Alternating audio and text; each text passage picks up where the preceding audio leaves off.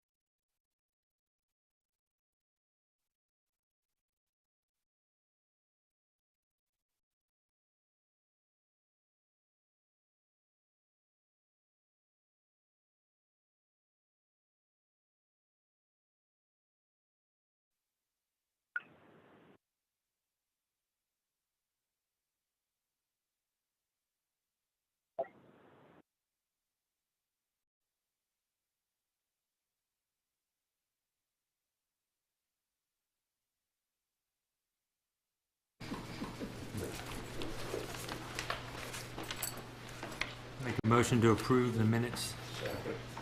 We've got a motion to approve the minutes and a second. Any discussion? All in favor say aye. Aye. Any opposed? All right, the minutes have been approved. Next item would be public comment. Amy has a list of people that want to speak. We're going to do things a little bit differently than we did last meeting. We're going to have a 3-minute timer that's going to limit the amount of conversation that you would have, but we still want to hear, so be concise with your comments. We're a bit liberal as far as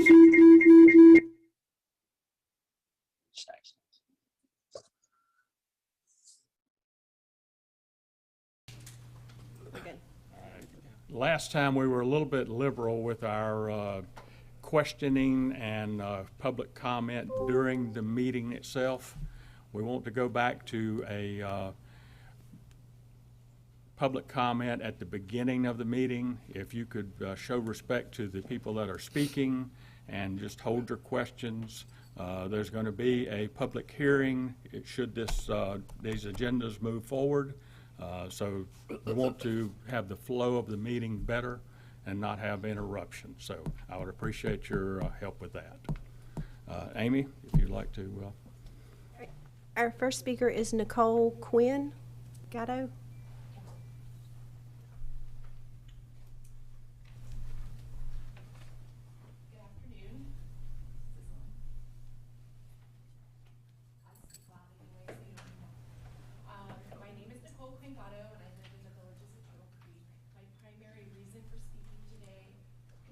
The condition of Loggerhead Boulevard and what construction traffic and increased traffic may mean for the road. If I understand the recommendations today, the town planner has accepted the offer proposed by Logan Homes at the last meeting and is recommending that construction traffic be allowed to use Loggerhead Boulevard as long as Logan Homes fixes what they break. Unfortunately, Loggerhead Boulevard is already broken. I had some photos, I'm not sure if I'm allowed to share them, but they show a sinkhole in the middle of Loggerhead. Trucks drive over this road daily, then there is a strong possibility that the road will become further damaged. While ideally we don't want to see any construction traffic coming through our neighborhood, if the position is that this public road is for all to use, then we respectfully request the town commit to fixing Loggerhead Boulevard before any construction traffic is permitted to use the roadway. Additionally, as you enter Loggerhead Boulevard from Highway 210, there's a small bridge over some wetlands or drainage area. The bridge was built over a decade ago, and it is unclear from the rezoning proposal whether the stability and sustainability of the bridge has been studied or considered to ensure that it can handle the volume and weight of construction and other traffic that will accompany this proposal if approved by the town. Furthermore, it appears that a traffic study overall has not been finalized. Therefore, we request copies of any and all traffic studies related to the Applewood Trace proposal that have been or will be completed, and request that if this issue is not addressed in those studies, that it be studied before construction commences. Next, our Village of Turtle Creek plans called for a boat and RV storage space. However, that has never come to fruition. Therefore, we would like to request that this storage area be added to the end of the existing Loggerhead Boulevard.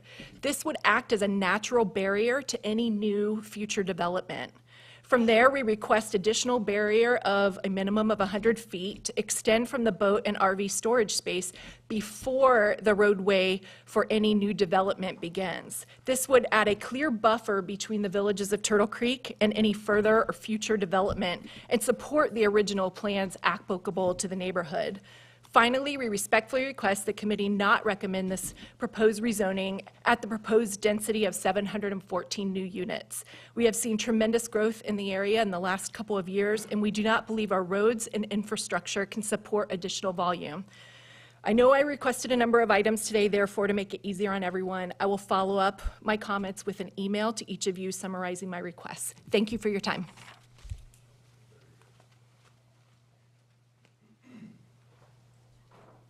Our next speaker is Daniel Lamb.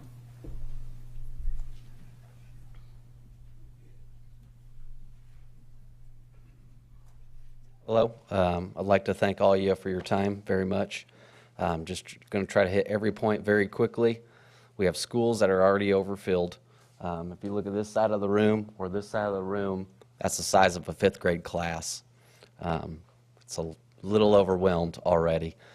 Traffic study, that's an inaccurate anomaly, a wastewater treatment with no oversight yet that we've been shown from the planning board or anybody else. No repairs guaranteed to our roads on Loggerhead or the bridge that Ms. Gatto already mentioned. And I just urge the planning board to deny this without future planning, because how do you plan when all of these things are already unanswered? That's just my question to the board to send back to everybody. So thank you very much for your time, and thank you for volunteering as well. Thank you so much. Next, Mr. Gregory Law.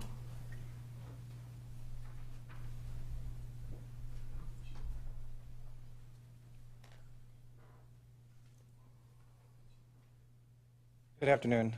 My name is Gregory Law. I'm a homeowner in Turtle Creek and an 8th grade science teacher at Surf City Middle School. My wife, Emily, has been a teacher and now is the media coordinator at Surf City Elementary School as well.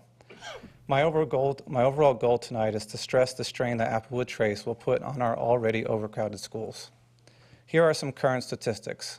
The current Surf City Elementary School enrollment is 814 students. Now, this is for a school that was built to sustain 750 students. Okay, currently, the state of North Carolina caps K-3 classrooms at 18 students. But our 4th and 5th grade classrooms are growing to over 30 at a time. Surf City Elementary School currently does not have any open classrooms for expansion. And Surf City Middle School, current capacity is 818 students, and this is for a building that was built to sustain, let me get my numbers right here. I believe it's a little bit over, 707 students. Our average middle school class size is over 30 students, and all teachers have 4 sections, which equates to 120 students per teacher on any given day. Topsail High School has also increased by 279 students since May, and the current enrollment there is 1,792 students. At Topsail High School, teachers are without classrooms. There's not enough room. Students are without desks. There's too many students to fit in the classrooms, and they only have desks for them. And the average class size at Topsail High School is 35 students to 1 teacher. So what this all means is for every new home built in the Surf City School District that is purchased by a family with kids, any of those previous statistics I just stated will increase. Currently on paper, Surf City schools and Topsail schools look really good. And that is due to the hard work of our teachers and the wonderful support that we have from our community. Okay, but what is not on paper are the frustrations of the people living in this community and their children's education. People are nervous about the growth of our community and what it means for the education of their child. As an educator, I can tell you firsthand that it gets more challenging to meet the ever-changing needs of my students year after year as our community grows. People are frustrated about their children not getting enough time to eat their lunch while at school because we have so many children that need to go through the lunch line and not enough workers to keep the line moving. People are also frustrated with the times that their children are getting picked up and dropped off in the afternoon due to the fact that buses are driving double routes due to the increase in students and the lack of bus drivers that we have driving those buses. None of these issues are improved if we build more houses that bring more families and students to our schools. Currently, there is a bond being drafted for more schools within Pender County. There is nothing on this bond for more classrooms at Surf City Elementary or Middle School. In closing, we are at capacity and our resources have been stretched thin. My hope is that the town of Surf City does not choose money over the education of our youth. A great investment in the future of our community would be to pause and reflect on what we do need. And in my opinion, more houses is not the answer. Thank you for your time.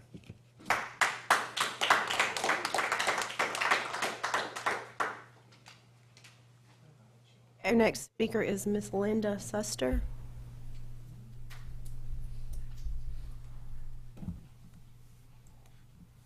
Good afternoon. I reside in Turtle Creek. My concern, first of all, I have a question, something that was brought up at the last meeting. There was a question asked if a traffic signal would be put at 210 and Loggerhead Boulevard, and we were told that no, that the state would not approve that they would probably make it a right-hand turn only out of our development. How are we to get into Surf City if we're to have a right-hand turn only? Are we to go to another development and make a U-turn? I mean, how many traffic accidents is that going to cause? The other issue is crime. We don't have any crime in our neighborhood right now because we don't have people coming and going in and out through the neighborhood. Our children, play outside at all hours of the day and the evening. They're safe. It's like a big family in our neighborhood. We have quite a few Marine families in our neighborhood, and they're just wonderful.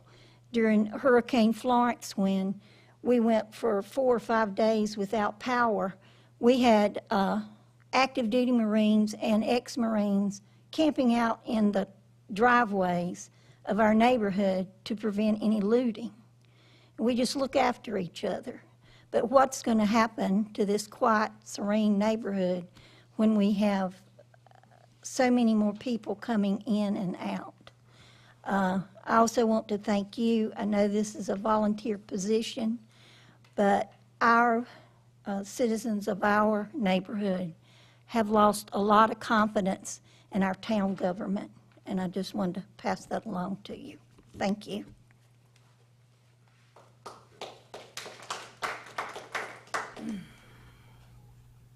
Next, we have Mr. Dale Eisman. Chairman, several of us from Turtle Creek are trying to organize our remarks, and if it's all right, I'd like Ms. Henry to go ahead of me if that's permissible. That's fine. Next, we have Miss Elizabeth Henry. I want big shoes, so I don't have to put the microphone down too far. I want to thank each and every one of you. I know it's a volunteer position, and I know it's a thankless job, and it consumes a lot of your time. So again, thank you for that. I would ask for a continuance respectfully, just because we've only had 2 days to review what the town brought back. And their responses this time were considerably different than last time. With 2 days, I feel like 207 pages was a bit extreme to try to go through. But with that being said, the other reason that I would ask for either a continuance or a denial of the Applewood Trace application would be because of the wastewater system. So with the wastewater system, I'm not a lawyer. I haven't played one on TV or anything, but I thought that Mr. Campbell posed an excellent question last time regarding not having a plan developed. And we don't have a plan to look at that says, hey, this is how this is going to be developed, nor do we have the actual permit for it.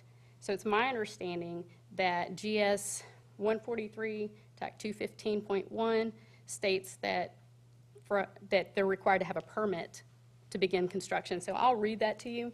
If I can get my glasses to work.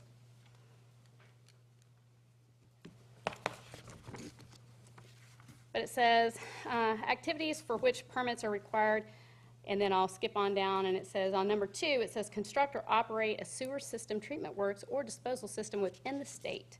Then if you skip down to number 8, it says, enter into a contract for the construction and installation of any outlet sewer system, treatment works, pre-treatment facility, or disposal system for the alteration or extension of any such facility. So that basically says, hey, if you're going to build one of these things, you got to have a permit, and you can have it from the Environmental Management Commission, and/or, because everybody likes the good part, right? Like, I appreciated Mr. D. Logan's candor last time. I like candor. We can get right down to brass tacks. And I won't try to skew it, because it comes over and it says that the city can issue one of those permits. But I would also like to point out that last time they said, hey, if we put that dry pipe in, the city's liable now for that. So if anything goes wrong with it, you're liable. So then if you touch it, like, let's say that we issued the permit, then my expectation would be that then the city would be liable for any failure on the part of that wastewater management. And that can be seen, it says that they can, says notwithstanding any other provision or subsections F and F1 of this section, the commission determines sewer system. Anyway, that's on in, I think it's in F2. I've got it all highlighted here, but it basically says that you have to have a permit. With that being said, I haven't seen a permit.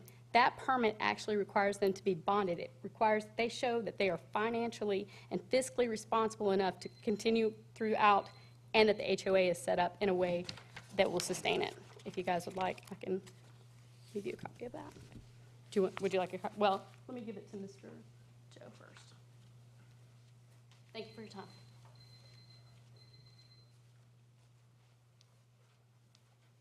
Next, we have Mr. Dale Eisman.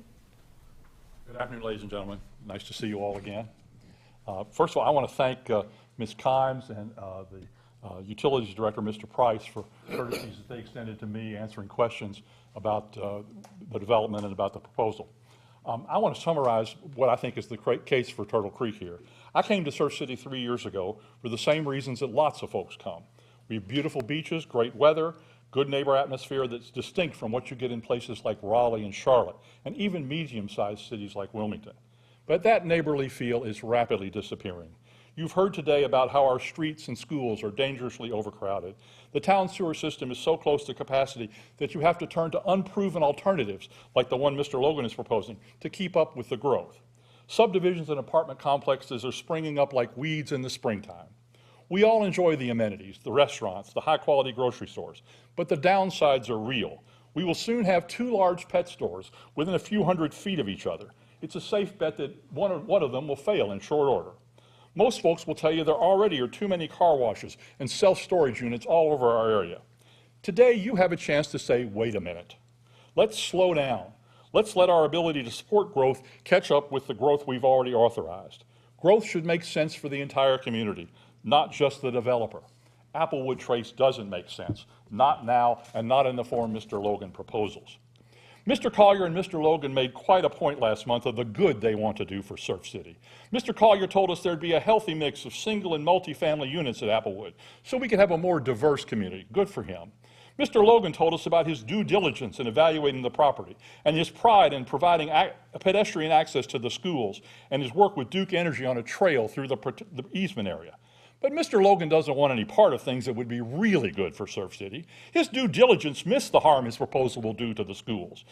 He says no to the 350-unit limit on his project, no to direct access on UN 17, no to restricting traffic on Loggerhead, no to the extra protection that a dry pipe would provide against a catastrophe at the wastewater plant.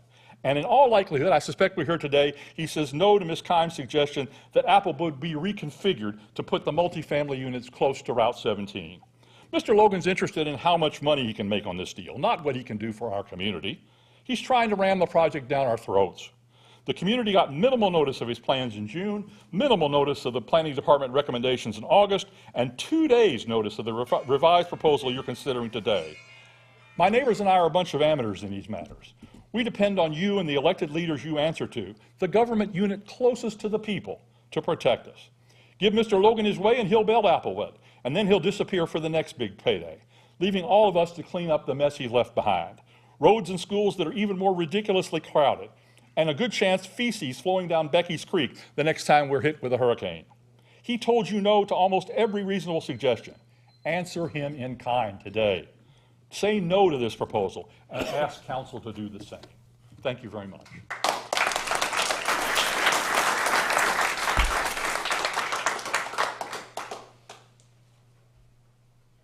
Next, we have Mr. Joe.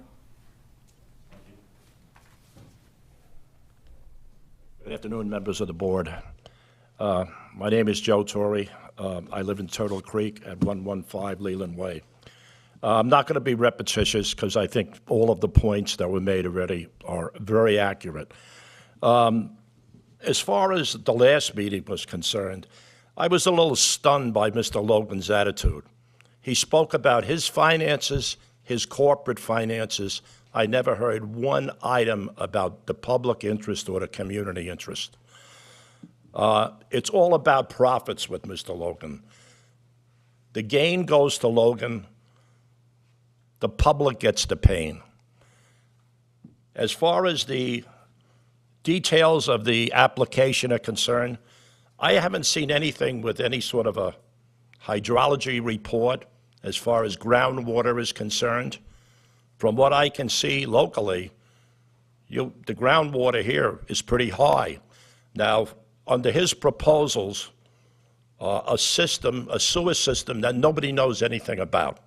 We don't know the manufacturer. We have no background material to compare it to. So really, we're accepting this on faith of Mr. Logan. I feel that the board should reject this application outright. As far as I'm concerned, this thing's a real turkey. Originally, under the original plans for the expansion of Turtle Creek, we were supposed to have access to Route 17. Now Mr. Logan doesn't want to do it because it's too costly.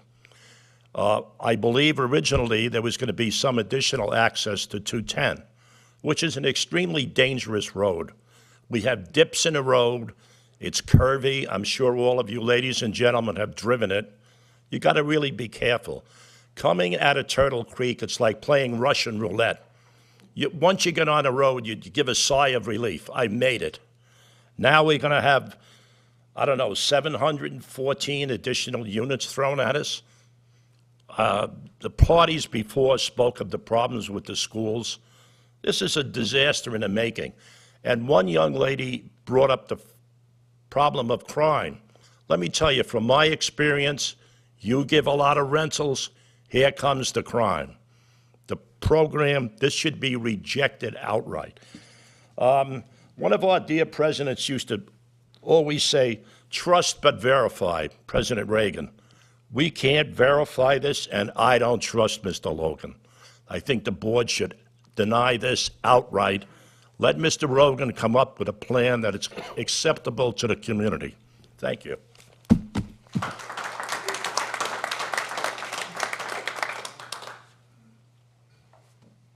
The last person I have on the list is Mr. Michael Boyd, but he will actually be presenting during his agenda item. So unless he wants to speak on something else, I'm going to ask that he speak during his item. Thank you. And I don't have anybody else signed up.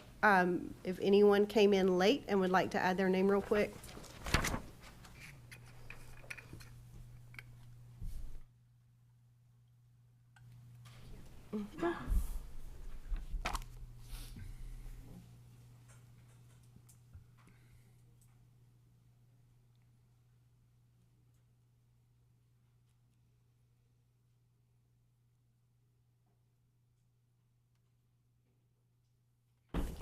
Get right up there.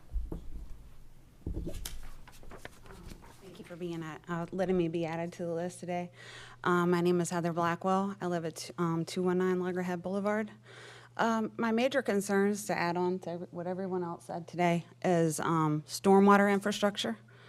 If you ride around any neighborhood, I just looked at this pond right here. The 4-bay berm is completely washed out, and that is a direct violation of the permit. I don't know how many impervious surfaces are going to be added, but it seems like there'd be 714, right?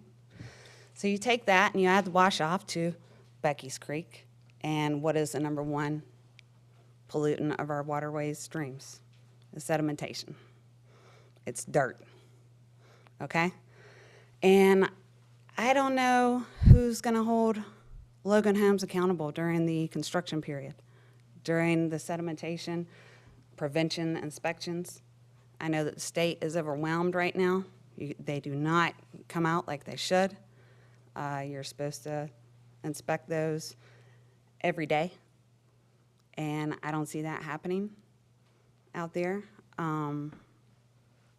So basically, you know, at what cost are we willing to sacrifice Becky's Creek, where everything starts growing? All of our fish, everything. And that's why I love living here. Thank you for your time.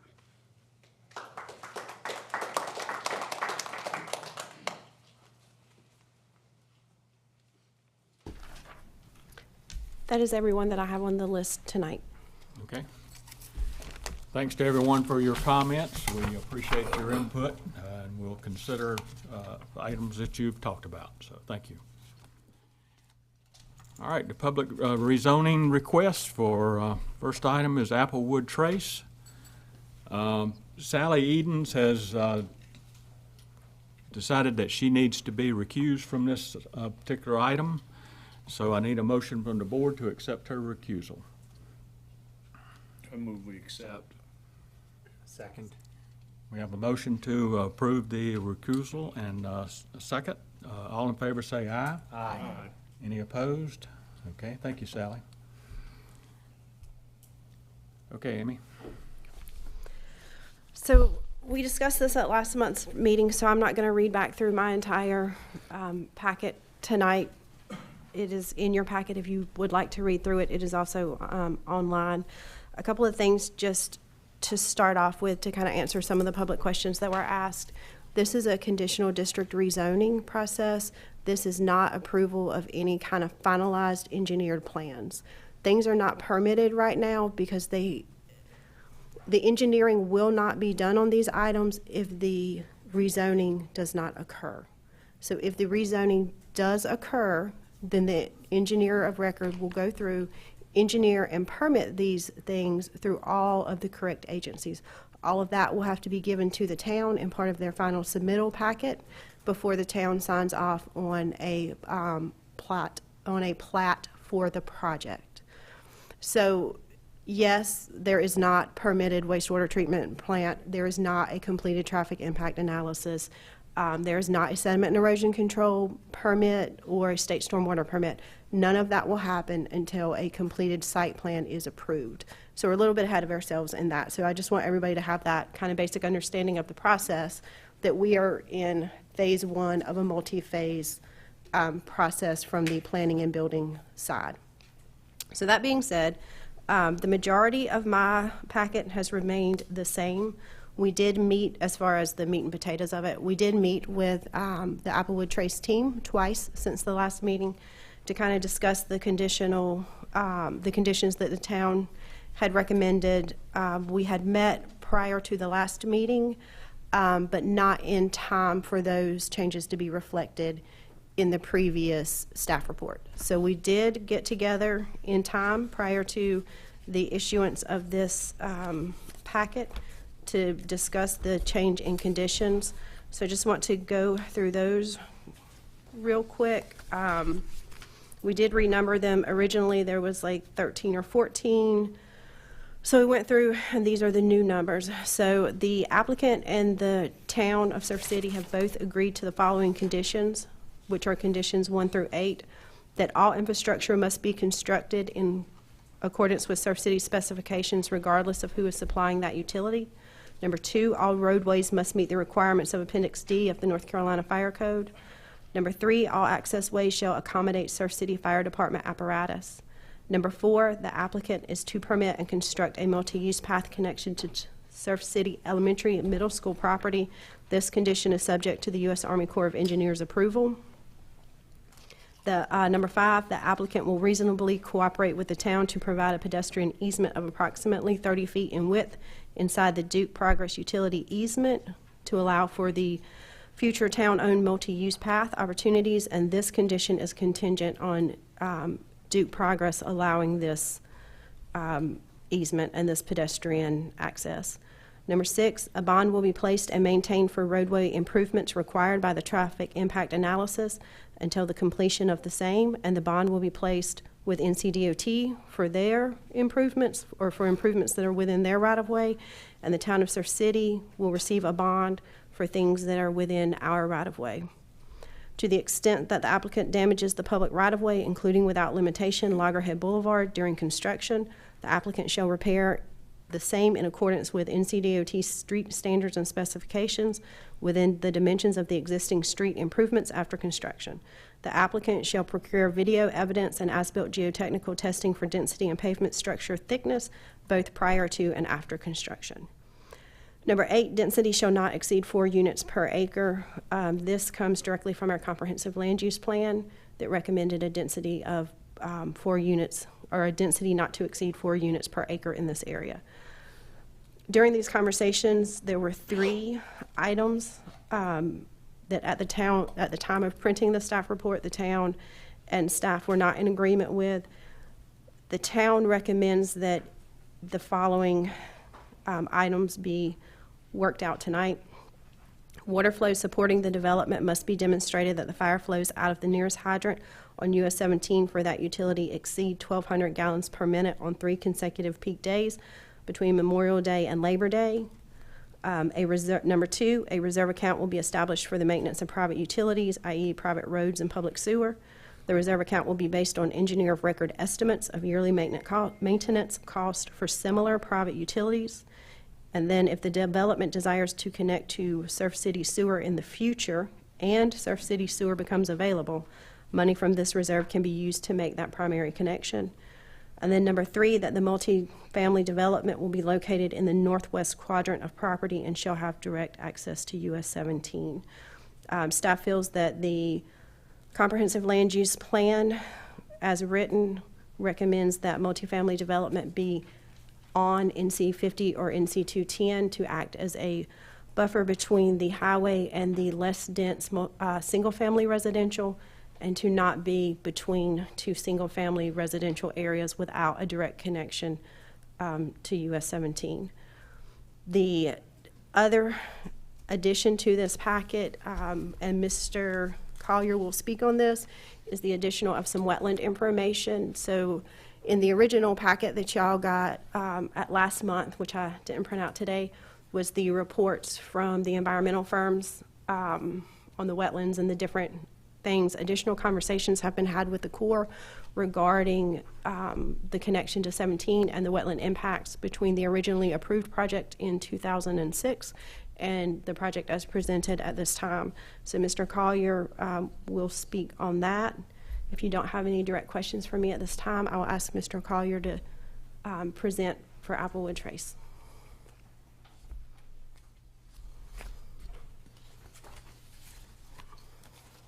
Good afternoon. My name is Sam Frank. I'm with Warden Smith and represent the applicant. Richard Collier is here with me. Although I want to speak to some of these points, I'm sure that you have technical questions for our engineer, and so please don't hesitate to ask to the extent that you do. Before I address the conditions, I'd like to say a couple things in response to comments you heard during the public hearing.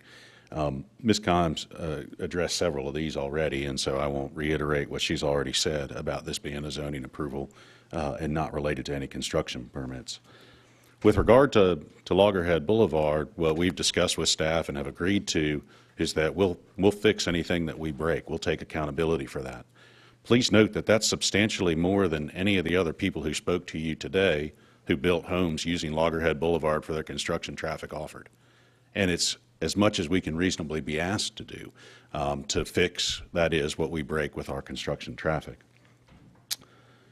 The density that we've proposed with regard to impact on schools and on roads, the density that we've proposed here is less than is contemplated by your PD zoning. It's less than is contemplated by your future land use plan.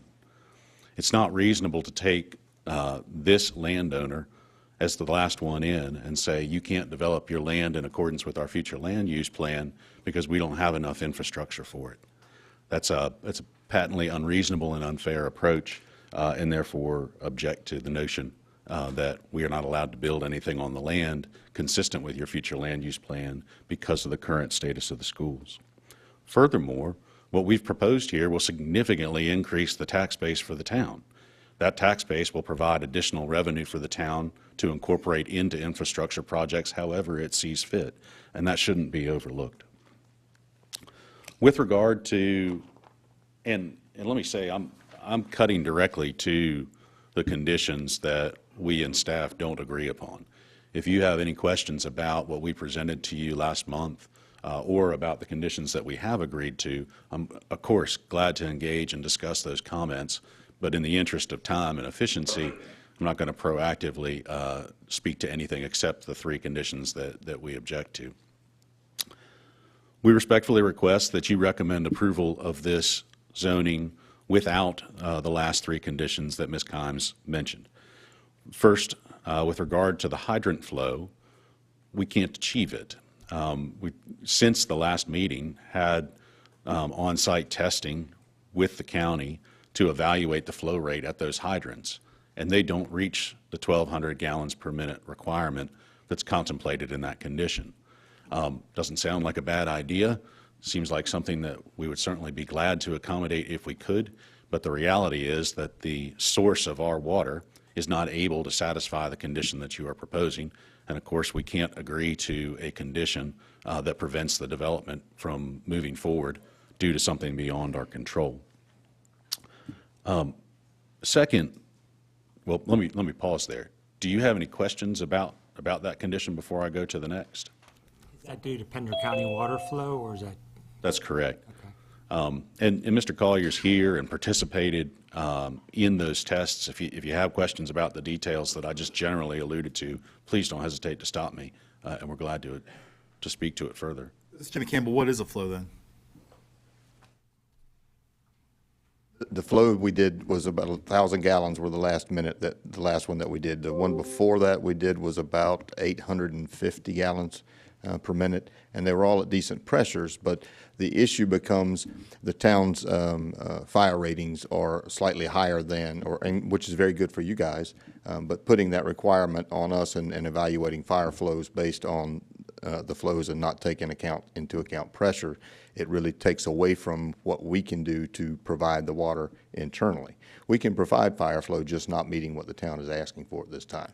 So Pender County's 1,000 is the most we're going to get. And you know that's why we would object to the condition to be placed on us at this time.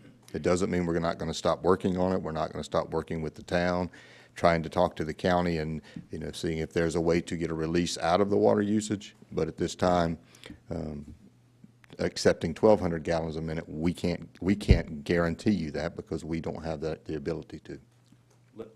Let's clarify let me clarify what Mr. Collier just alluded to that you may not all be aware of.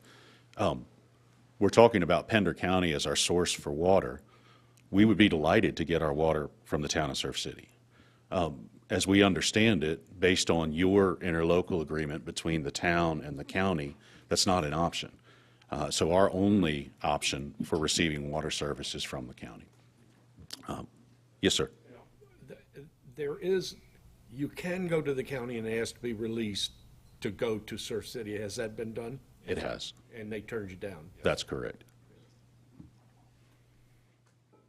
Mr. Cox, when were your tests, the 2 different tests, completed? We had one was right before Memorial Day, so it was about 2 weeks ago now. We had them scheduled 3 days in a row. We did the first one, and we had the county fire marshal was not with us, but Mr. Price was with us from the town itself. And so he witnessed it and realized that we could do it 10 days in a row, and it's not going to change the results dramatically between the two. So one was back in the beginning of June, and then the second one was the week before Memorial Day.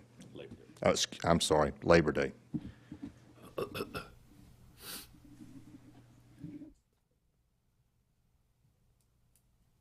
Do the members of the board have any other questions for us on that condition before I address the next one? Okay, thank you.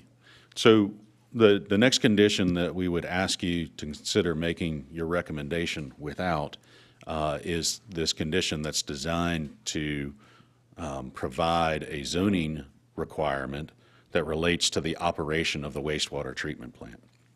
As I mentioned to you a month ago, this is a heavily regulated area. One does not just build a wastewater treatment plant. We have to obtain several permits from the state to do so. We are required, in connection with the operation of that permit, to report regularly to the state regarding the same. And so this is an area where state regulation is significant. And for that reason, it's my recommendation, for both the benefit of the applicant and for the town, that you don't incorporate a zoning condition and make it a zoning regulatory issue when it's already a utilities regulatory issue. As a practical matter, the developer is in the same boat as the town. The town doesn't want anybody to knock on your door 20 years from now because the wastewater treatment plant stopped working. Absolutely. Before you get that knock, we will. Before somebody calls the town, they're going to go to the company that built the wastewater treatment plant and say, why isn't this working the way that it should? So to address that, we are going to require the homeowners association to maintain adequate reserves and adequate funding to both operate and address capital improvements for this wastewater treatment facility.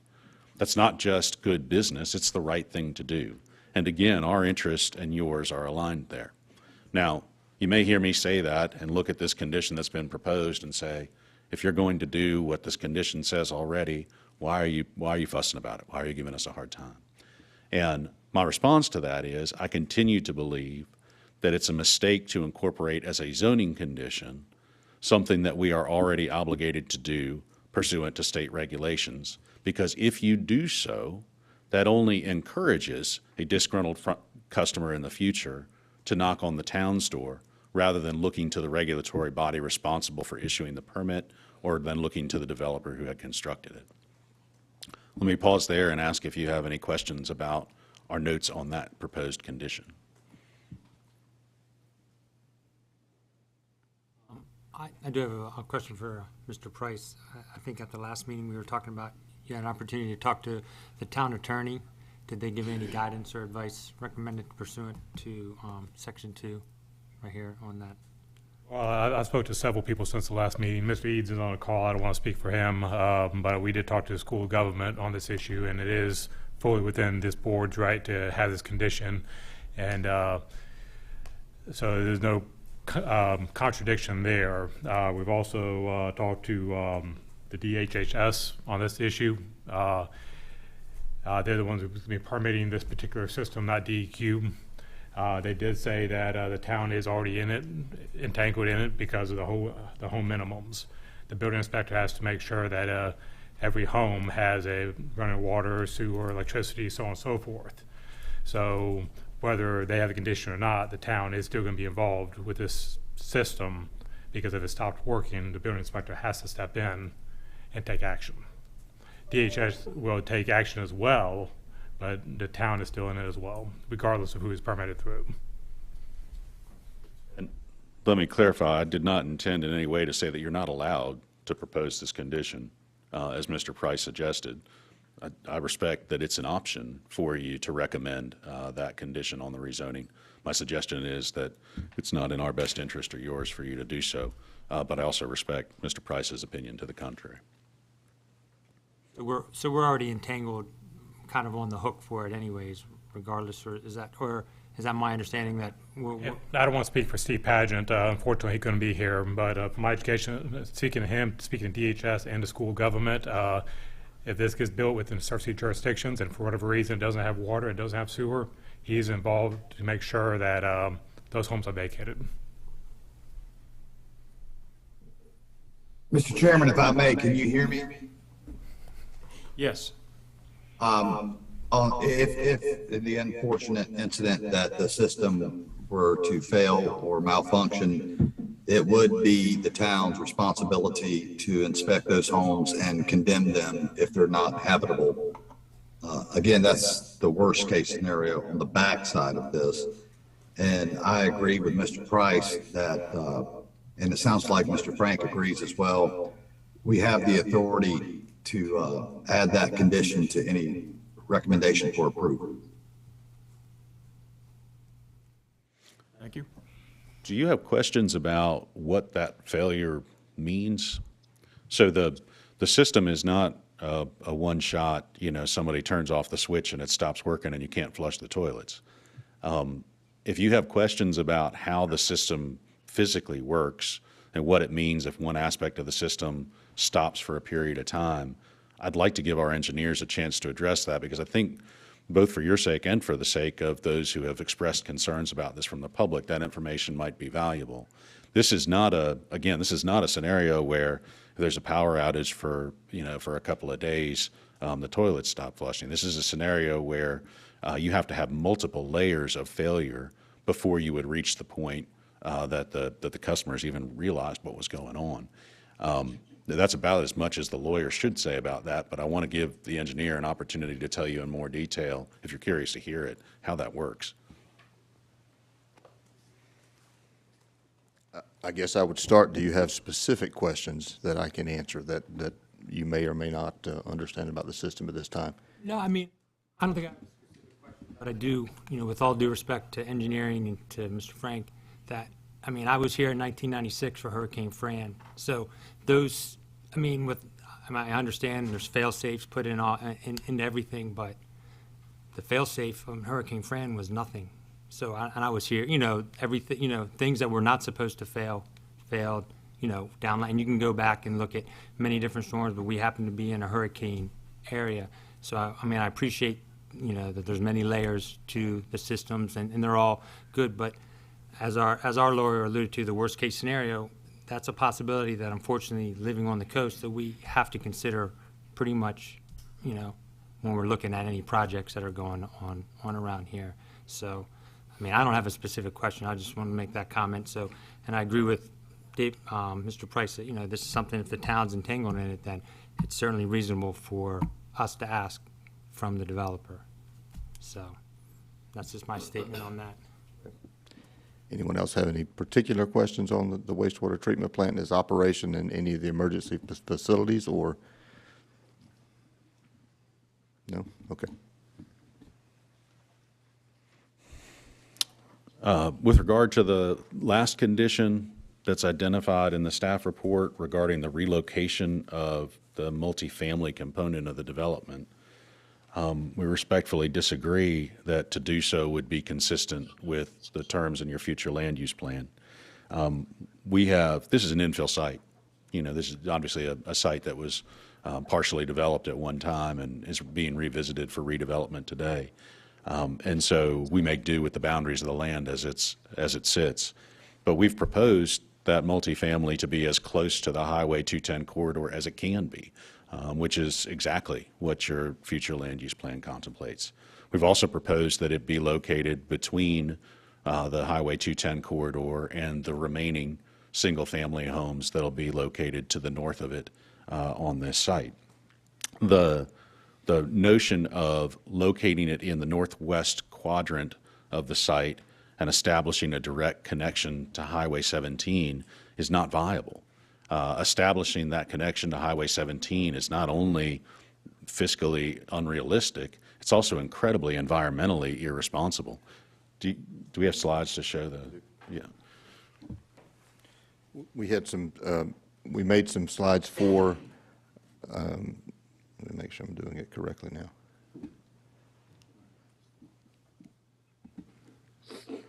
There we go. Operator error.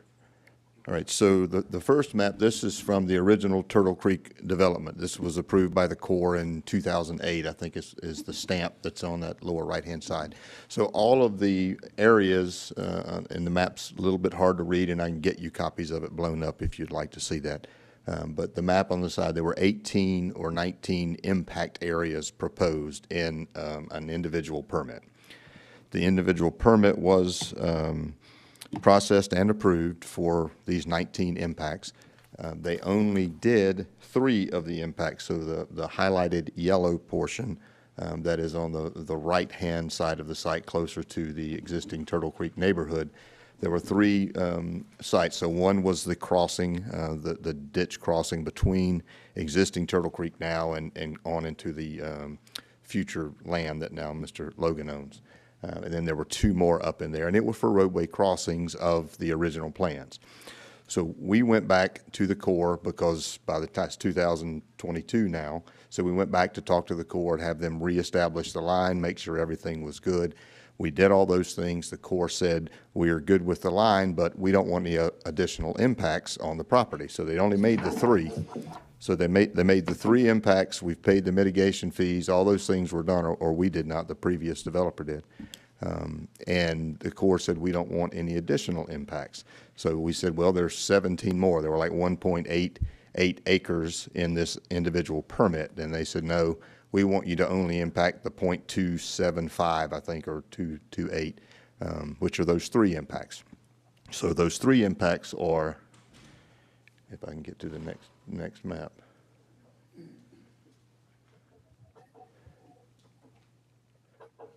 Well, that picture's not showing as well as it could. There is red in the lower right-hand corner where those three permanent impacts are already made. There are three little small ones. And then beyond that, the rest of the property, the Corps is saying to us, you can't get any additional impacts. So we're struggling with a couple of items of impacts with them. We've told them we do need a utility crossing, a temporary impact to get over to the repair areas. And they're discussing that to say yes to it. We mentioned access out to 17, and they said we're not interested in giving additional impacts across that area. I know the town wants direct access, but the Corps is telling us no at this point. So I'm not sure how to answer the questions one way or the other. The direct access is being hindered not only because of bridges and those things, but more because the Corps would have three additional impacts. There's three versions of wetlands that you would need to cross to go out to 17. The original plan that was approved did not have that in its impacts. That was never in there. It was shown on plans to everybody, but that impact of that area for that bridge was not in that original set of Corps approved plans. It may have been on y'all's plans that came to the planning board, but it was not in the Corps plans. So.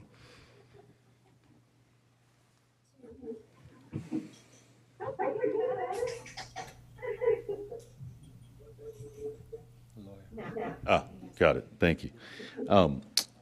Yeah, so just to sort of bring that full circle, not realistic to establish a direct connection to Highway 17.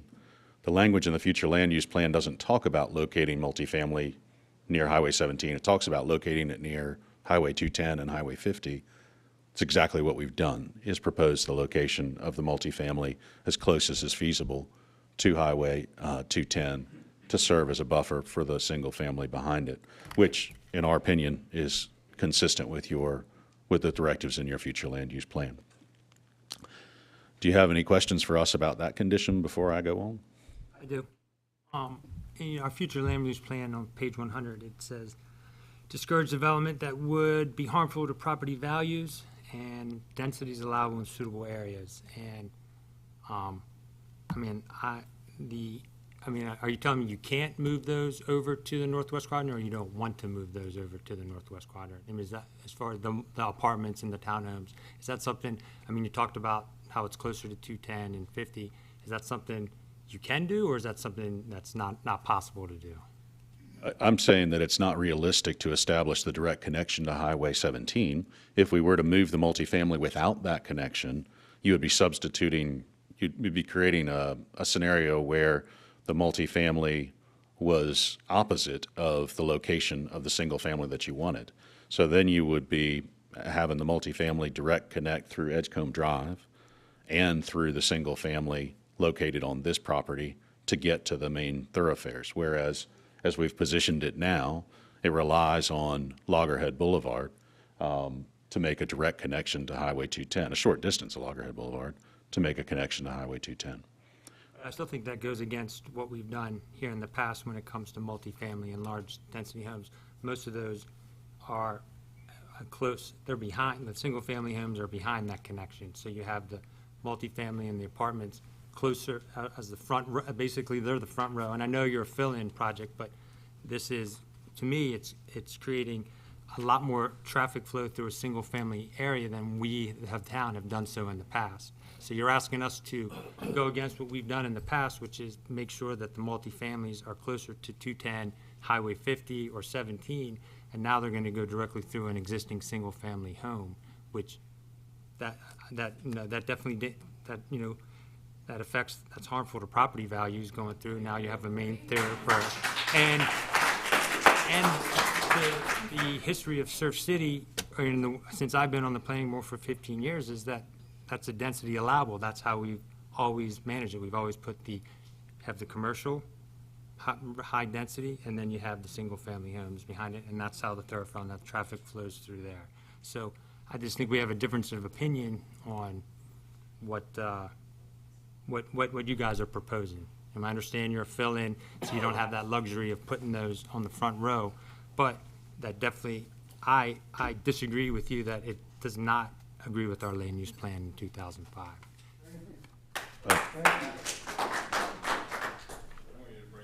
I understand and appreciate your comments. Thank you. Without a direct connection on Highway 17, Highway 210 is the front of this project from our perspective. There are 9 driveways on Loggerhead Boulevard between where this multifamily and the front of our project will be located in Highway 210. There are several single-family homes in this project incorporated behind the multifamily and further from 210. So for those reasons, that's where our difference of opinion lies, is that for those reasons, I believe we have been consistent with the plan and certainly respect your opinion to the contrary.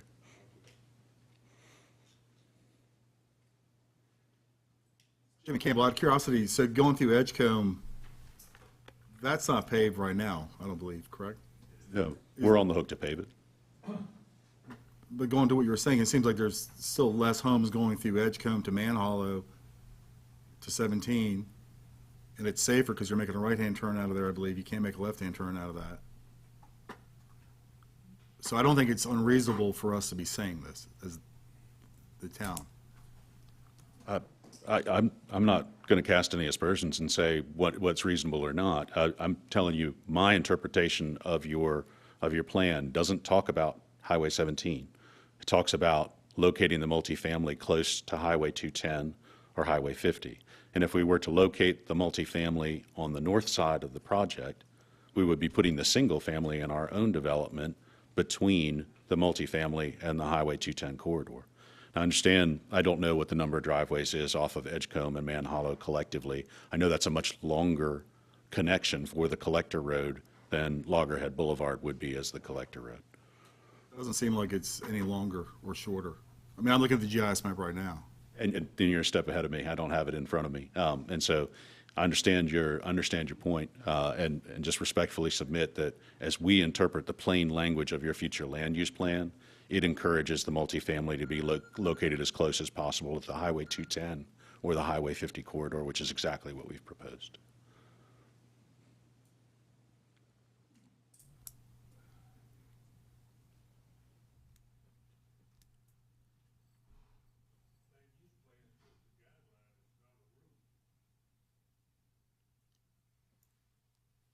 If you don't have any further questions for us about those conditions, and if you do, please, we're here and eager to provide what information we can. Respectfully request that you issue a decision on your recommendation this evening. While it's possible that further discussion with staff, and let me say, we had a very, very productive dialogue with staff.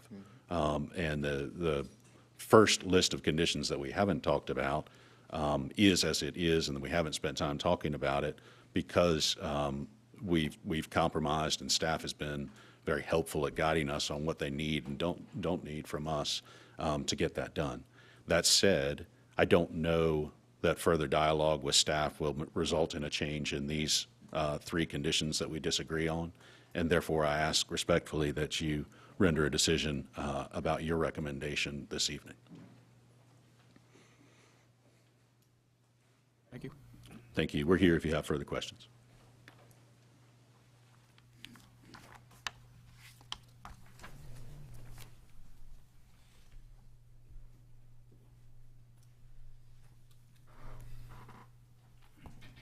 Any other comments, questions, discussion?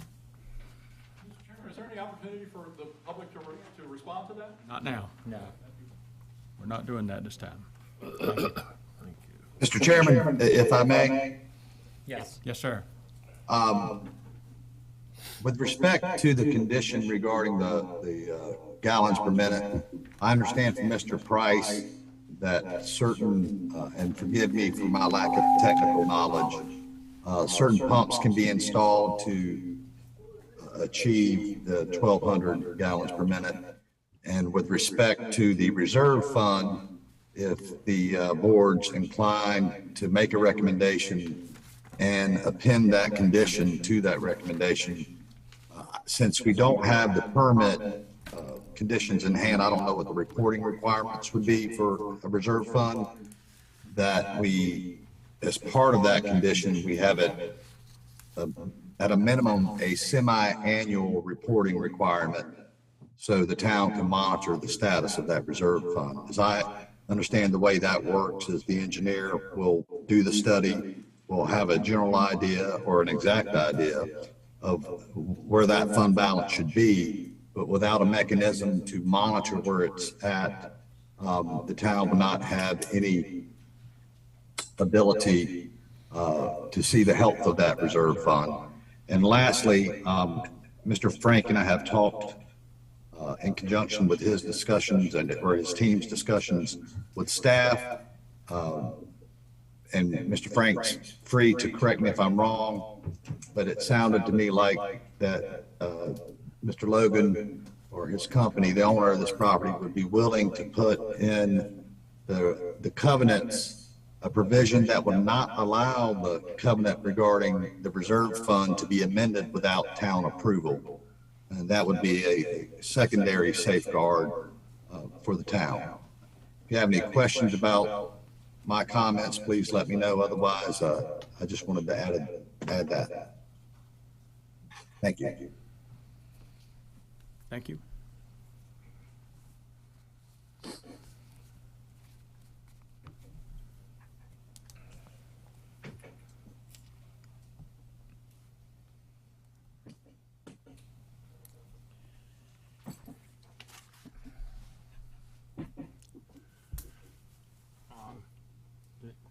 Anybody have comments? Yeah, this is Randy Cox. Just, first of all, I think that I do see some room for negotiation still between the developer and the town on these 3 points. I also think that there are some points made by the developer, but then there are points made by the town.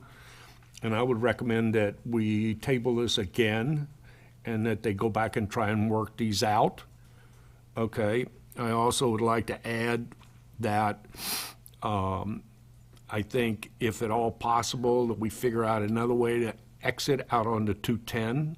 I think that's a big deal because I think the neighbors have a good point about the increase in traffic going right through the middle of, what is it? I forgot the name of the road. Loggerhead. Yeah, whatever.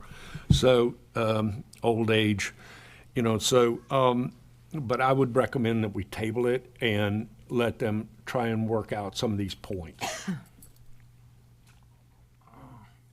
Well, actually, I respectfully disagree, Randy, and I'm going to make a motion to deny the rezoning based on the applicant's denial of these 3 conditions from the additional town recommended.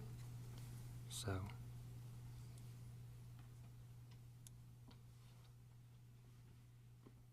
Make a motion to deny the rezoning request.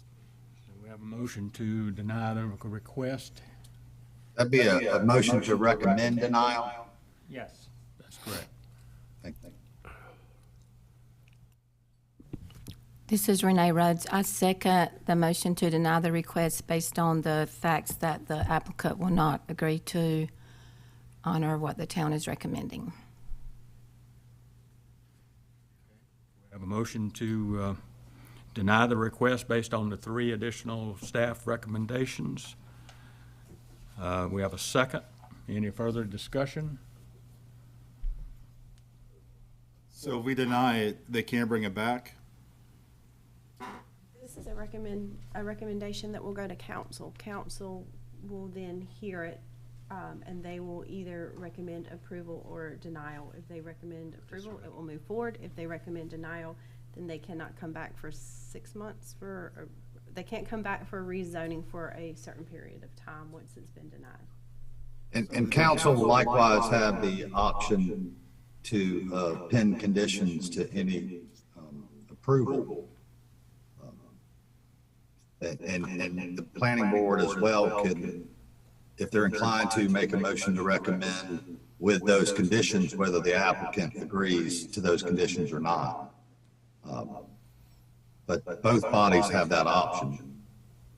The only difference is the planning board is a recommendation, whereas the council is formal action as far as yes or no.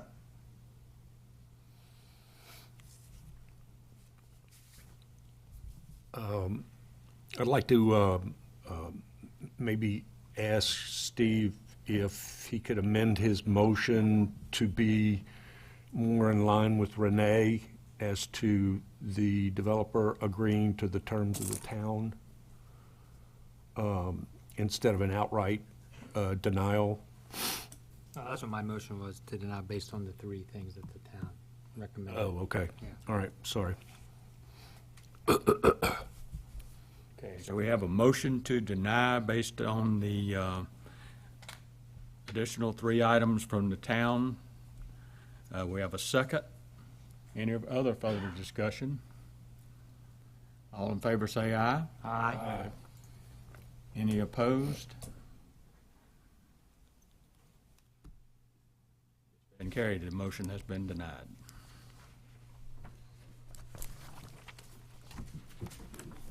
And just for the minutes, I hate to sound like a broken record, but the recommendation is to deny. Recommendation. That's correct.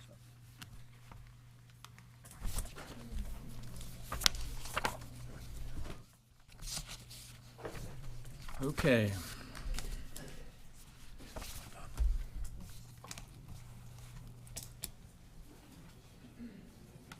I'm gonna sit here, I'm just not gonna sit here.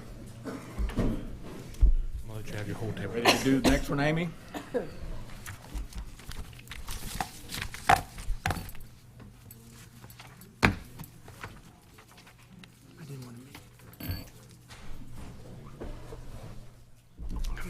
So our next item tonight is another rezoning request for a conditional district. So before you tonight is a conditional district C3 rezoning request for topsail tide boat storage. It is approximately 1.421 acres and is located on NC 50. Currently, it is zoned mixed use. In the fall of 2021, the applicant requested to be annexed into the town of Surf City. At the December Planning Board meeting, the property received a recommended zoning of mixed use. Council approved the annexation request at the January 4th, 2022 meeting. As a part of that meeting, staff reiterated that the current boat and RV storage was not a by right use for mixed use zoning and would require a rezoning or special use permit to operate as such. On behalf of Topsail Tide LLC, Charles F. Riggs and Associates Incorporated has submitted a request for the conditional district rezoning of the site. This property is currently operated as an RV and boat storage facility. The site began operations while located within Pender County's jurisdiction. The applicant did not receive approvals from the county before starting operation. The applicant is requesting to have the site zoned as conditional district C3. As shown on the site plan located in your packet, the site can support up to 46 boat and RV storage parking spaces. The submitted plan does show the parking areas encroaching into the proposed setbacks. The facility is gated and provides 3 security lights for parking light security. The rezoning request would incorporate the attached site plan as the approved use for the property. The applicant proposes the development utilize the existing driveway. As a part of the final site plan review process, the NCDOT will be included to comment on the driveway and any needed roadway improvements. The applicant is located within the Pender County Water District. The town would not provide water or sewer service to the site. The parking area consists of a clean washed stone and will not require additional stormwater measures from the town. If applicable, the applicant will work with the North Carolina Department of Environmental Quality to receive state permits. The site does not provide dedicated parking spaces outside of the proposed boat and RV parking spaces, but it does allow for adequate area for you to pull up in front of your boat or RV for a short period of time to hook up to it or grab something out of it. The site plan shows a 10-foot landscape buffer adjacent to NC 50, which meets the town's ordinances. However, the side and rear buffers are shown as 3 feet. Town staff will request a 5-foot vegetated buffer. The south side of the property will utilize the existing vegetation to meet this requirement. The site plan was reviewed by town staff and has met all requirements other than the requirements noted in the proposed conditions. The surrounding town of Surf City zoning districts include neighborhood business along the western border and mixed use to the north. The property on the south and east sides of NC 50 is located in Pender County and zoned as residential performance. The residential performance district is intended to allow a variety of residential uses and densities, limited commercial activities, and agritourism. The intersection of NC 50 and NC 210 is zoned extended entranceway commercial or C3, with a mix of mixed use and neighborhood businesses adjacent to the roadway and within the town limits. The area adjacent to NC 50 has been transitioning from residential to a mix of residential and commercial. The 2005 land use plan does not address this parcel, as the surrounding area was not within the town limit at the time. Since 2005, additional parcels have been annexed into town. The town zoning of the annexations follows this pattern by providing C3 zoning near the NC 50-210 intersection and moving to neighborhood business and mixed use adjacent to NC 50 as you move to the more rural areas outside the town limits. A conditional district zoning allows for conditions to be agreed upon between the town and the applicant. At this time, staff recommends that, if approved, the below conditions be added to the approval. All fencing located outside of the property boundary will be placed within the boundaries of the site plan. No billboards will be allowed on the site. A 10-foot vegetated buffer will be provided along the NC 50 frontage, utilizing vegetation from the salt-tolerant plant list. The area to remain vegetated will not require additional landscaping adjacent to NC 50. A minimum of a 5-foot vegetated buffer will be placed on the side and rear property lines. The vegetated buffer will meet the requirements of Appendix A, Section 5.7 landscaping and tree requirements, as well as 5.11 mini storage facilities. The applicant is here. Would he like to say anything? Hadn't even seen you there, Mr. Riggs. Mr. Riggs is also here tonight. Good evening. Charles Riggs, 502 New Bridge Street, Jacksonville, North Carolina. On behalf of Mr. Ellis, he agreed to have the property, he requested to have the property rezoned, annexed and rezoned into, or zoned into the town, into the city, and accepted the MU zoning, knowing full well that we would have to rezone it to C3 with conditions to keep the RV storage, boat storage in compliance with town rules. So in good faith, he did submit that. The plan we submitted in April showed the existing conditions. It showed the fences, everything that's out there. The plan you have before you tonight does satisfy the conditions that Ms. Kimes had mentioned to you. The 10-foot buffer on the street side, no buffer required on the side that has the vegetation. We do show the 5-foot landscaping buffer on the rear and on the other side. And it does show that the fence will be, there were some slight fence encroachments on the adjoiners. He's going to have to move that fence and make that comply. So he has full intentions of complying with all the town's conditions. I've contacted the Department of Transportation, and as of today, they're not requiring a driveway permit for the existing driveway that's there now. Our land disturbance was less than an acre, so an erosion control plan was not required by the state. We have less than 10,000 square feet of impervious surface. Therefore, a state stormwater permit was not required. So by complying with the conditions that have been requested, we would be in compliance with C3 and the uses that we have on the property today. So I'm respectfully requesting recommendation of this request. Be glad to answer any questions you might have, any concerns. Jimmy Campbell, is there a reason why Pender County didn't okay it, or Onslow County? Well, that was, it's my understanding that was in the works, in the process, but it was never completed. His opinion was that if he was going to go through the permitting process, he'd rather go through Surf Cities. In terms of fire or anything like that, if RV catches on fire, do we have to worry about fire? There is a hydrant, and there's also the big open area. And Burton did look at this site months ago when we first started looking at it, so it's been a while, but he didn't have any additional concerns. The fire hydrant is located just to the left of the entrance as you go in. You tell me. I can't read it. It's 23.8, 24 feet. I apologize for not bringing full-size plans for you. So we do have the recommend, so Mr. Ellis started this project without permits from Pender County and then wants to come into Surf City and get it rezoned into this, with these conditions. Is that my understanding of what the events that happened? Yes, sir, that is correct. So is Mr. Ellis, he's not going to ask for forgiveness, he's asking for permission this time and to make sure he gets, that we take care of all the recommendations moving forward, going forward. That's why he decided to agree with the annexation, because in good faith, he wanted to go through Surf City's rules.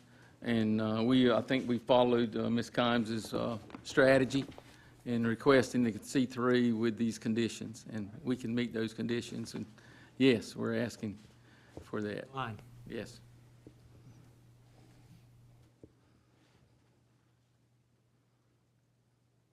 I'll make a motion, we approve based on the recommendations by staff. Second. Okay, we have a motion to approve and second, based on the recommendations by the staff. Any further discussion? All in favor say aye. Aye. Any opposed? Recommendation is to approve. Thank you. Thank you. Thank you. Mr. Chairman, I need to excuse myself, but I want to thank you, staff, as well as the other planning board members for allowing me to attend this afternoon via Zoom. And I hope you all have a great afternoon. Thank you for your help. Thank you. Thank you.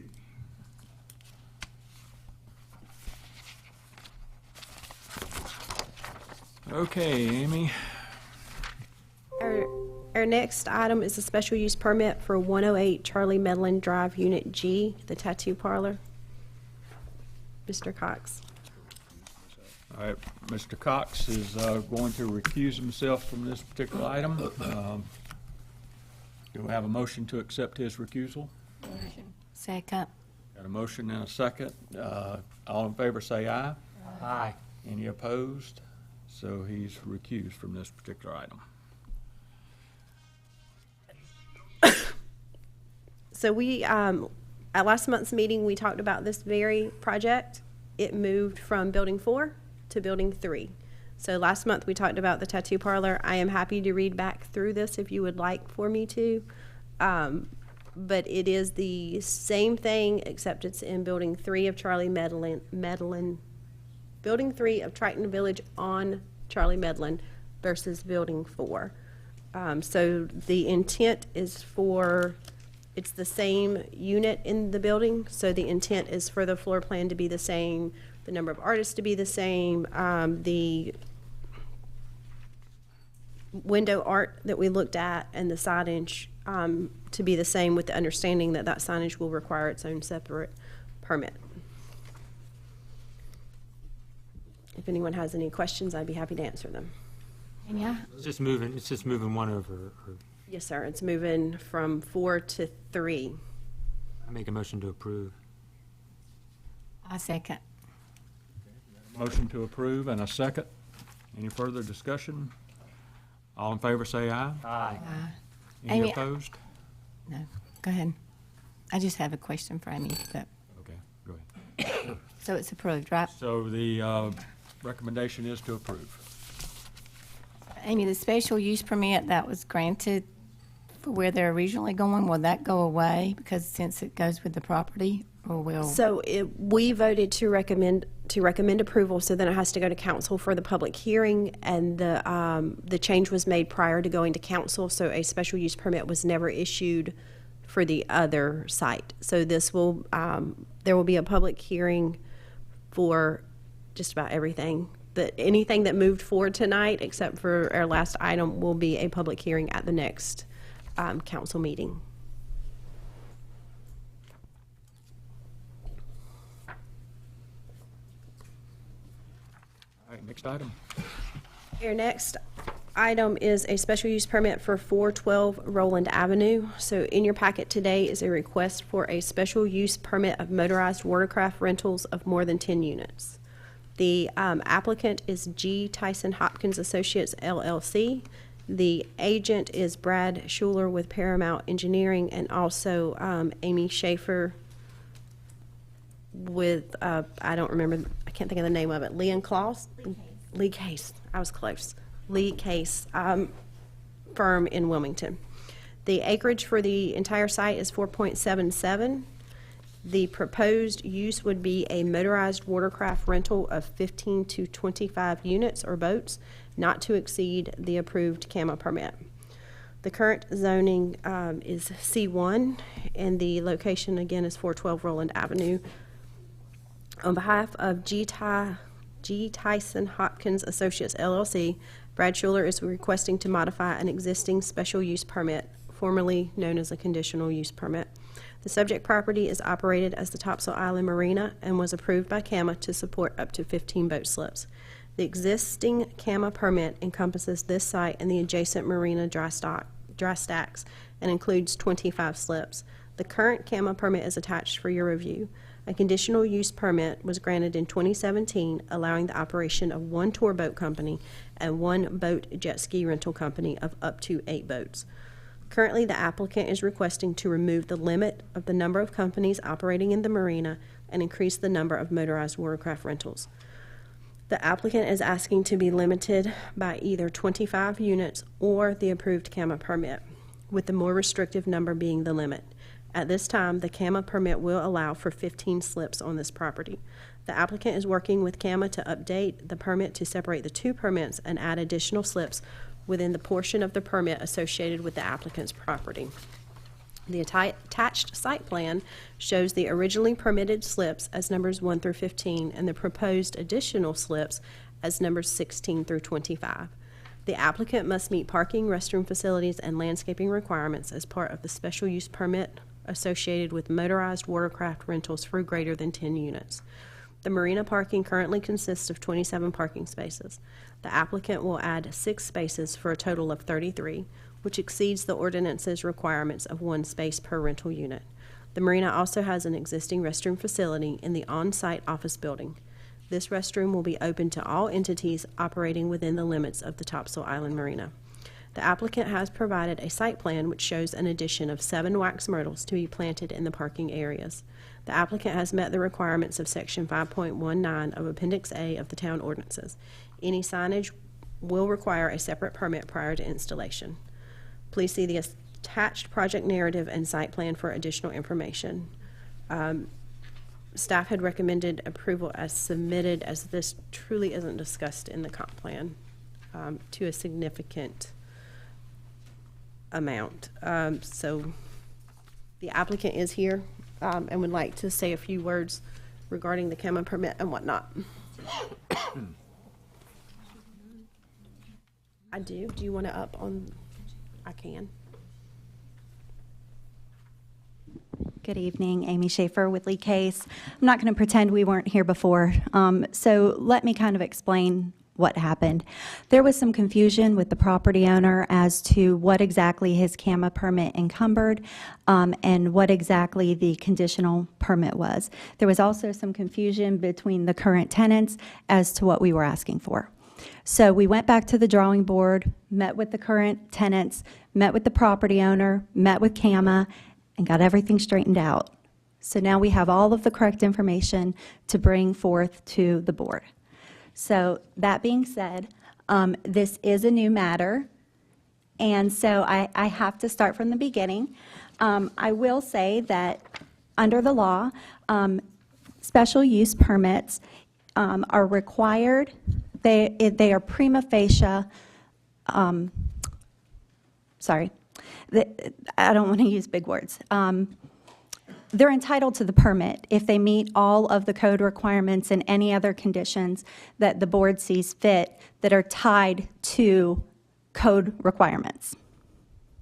So once we show that we have met the code requirements, unless there is evidence presented to the board contrary to that, the applicant is entitled to the permit.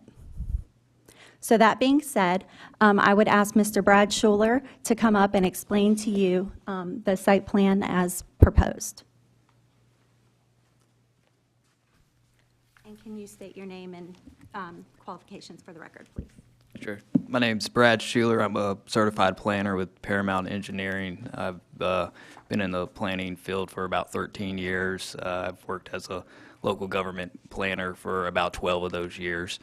So I'm well-versed in zoning regulations. The proposal that we have before you does comply, and Amy can confirm as well, with Section 5.19 of the Unified Development Ordinance. That is the section that was recently amended, I want to say a year or two ago, for motorized watercraft rental operations. This current site, again, it's an existing marina with 15 slips on there. It received a conditional use permit in 2017 that allowed for up to 8 boats to be rented from that. What we are asking for is essentially to increase that number of boat slips and also to remove the any limitation on the number of businesses that can operate from the marina. There's no proposal to make any modifications to the marina itself. What we are proposing to do is to add some additional parking to the site. Currently, there are 27 spaces out there, which actually complies with the town's regulations, but we want to add some additional parking out there to make sure there is a sufficient amount. So we're proposing to add 6 parking spaces there.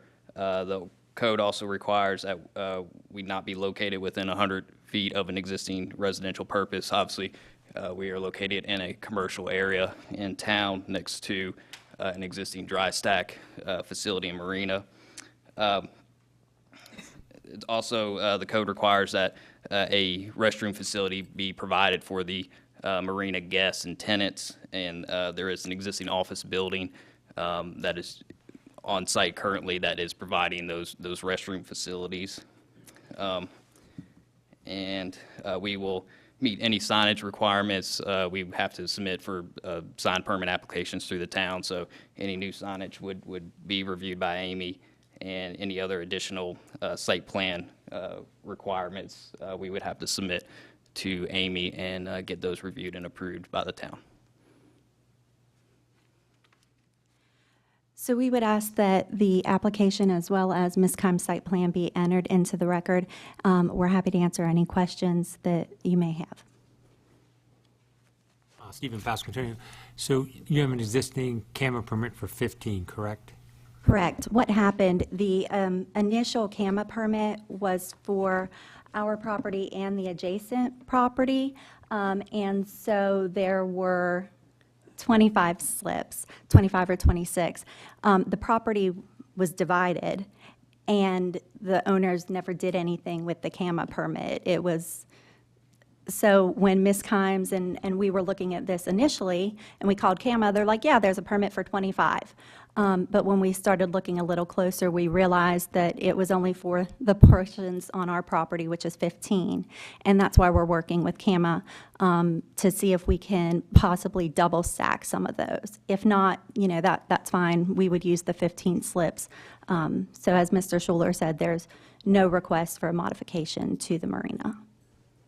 I'm just curious of what, I mean, I understand you're coming here, like, I just understand why you didn't wait to hear back from CAMA before you came to us, you know, because you're kind of asking 15 to 16 to 20, I mean, it's a number. I don't understand that either. Yeah, I mean, I think it would just be to have all the, the facts to be like, this is what CAMA presents, and that's kind of more aligned with what we're used to, instead of kind of giving an arbitrary number, not based on what might happen.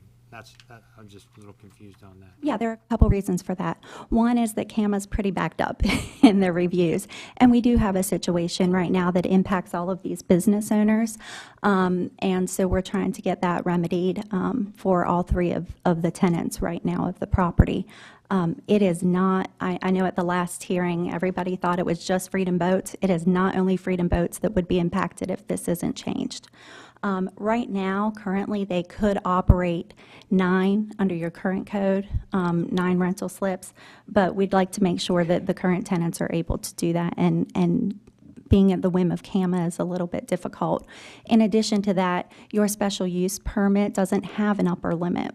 So it doesn't say, no more than 25 or 30 boats. So that's why we asked to bring it in 15 or 25, which is what our expert that's working with CAMA thinks that they can agree to with CAMA.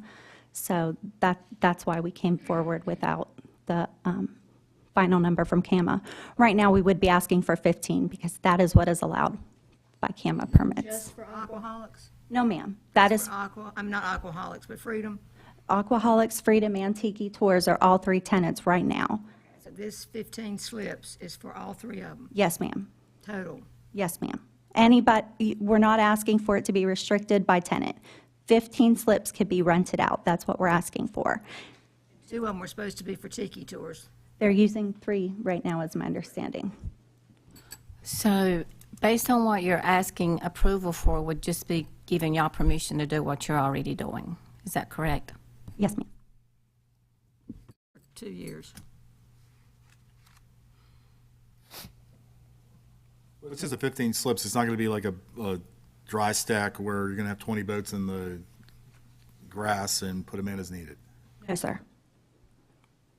So Amy, can I ask a question? If CAMA comes back and does this 25 thing, do they have to come back to us, or is that going to be automatically give them 25? If you approve it as written, it would automatically give them, they would supply us the new CAMA permit, and whatever that new CAMA permit said, not to exceed 25, would be the number once that CAMA permit is finalized. You can, make a recommendation to only move forward with the current CAMA permit and ask that they come back when it's finalized. You can make a recommendation for the 15 to 25. You can make a recommendation for denial. You can send it back to me for additional information. But it would be the way that they are asking, they would provide the town the revised CAMA permit, and once whatever that number is, 25 or less, would be the number of boats based on the way they're asking tonight. Could you bring up our site plan? Yep. And so we do have Davy Resources working with CAMA right now. So the site plan does show where they anticipate, and they've spoken. It's just the formal permitting process takes some time. And the slips, what we have numbered as 16 through 25 is where CAMA and Davy Resources anticipate that we would be able to put those extra boats. But again, no modifications to the permit. Only by stacking them? No, ma'am. No, not stacking, perhaps double slipping. Yes, ma'am. Yes, ma'am. So when you double slip, are people walking from one boat onto another boat, or they go directly from the dock onto the boats? Directly from the dock onto the boats. Okay. Are you doing this with the boats? Mm-hmm. Right, if you see on the picture there, the piers themselves on the left side of the screen are approximately 40 feet in width. So if you can just envision boats that are approximately 20 feet or less, you would just kind of, what's the right, and I don't want to say stack, but they would be next to one another, but the pier would extend out to both boats. So when I went there today, I looked and there's spot for 2 boats, and then there's a pole. So where would that third boat be connected? There would not be a third boat. So up where it says, sorry, I can't read it from That's here. okay. It is in your packet. Where it says 13, 24, and 14, all in that area? Oh, okay, yes, ma'am. Right, and in that case, you would access the boat from the rear, from the existing dock. So you pull, and there's a piling in the middle, so I'm just trying to understand how you get boats in and out. If there's a piling in the middle and 2 boats here, where is that 3rd boat going? Hold on. Mr. Hollenbeck from Freedom Boats can answer that. We are not boat experts. Zach Hollenball, Freedom Boat Club. So really just what that's demonstrating is if you have that you've got a boat across the finger right here, boat across the dockage there, and then over here. So we just kind of move them in and out as like a one-way street. I'm just concerned about safety for multiple reasons at the dock and the amount of boats that are back in this waterway. So I wanted to bring that up. I still don't get it. So they must pull them in like that, is what they're saying.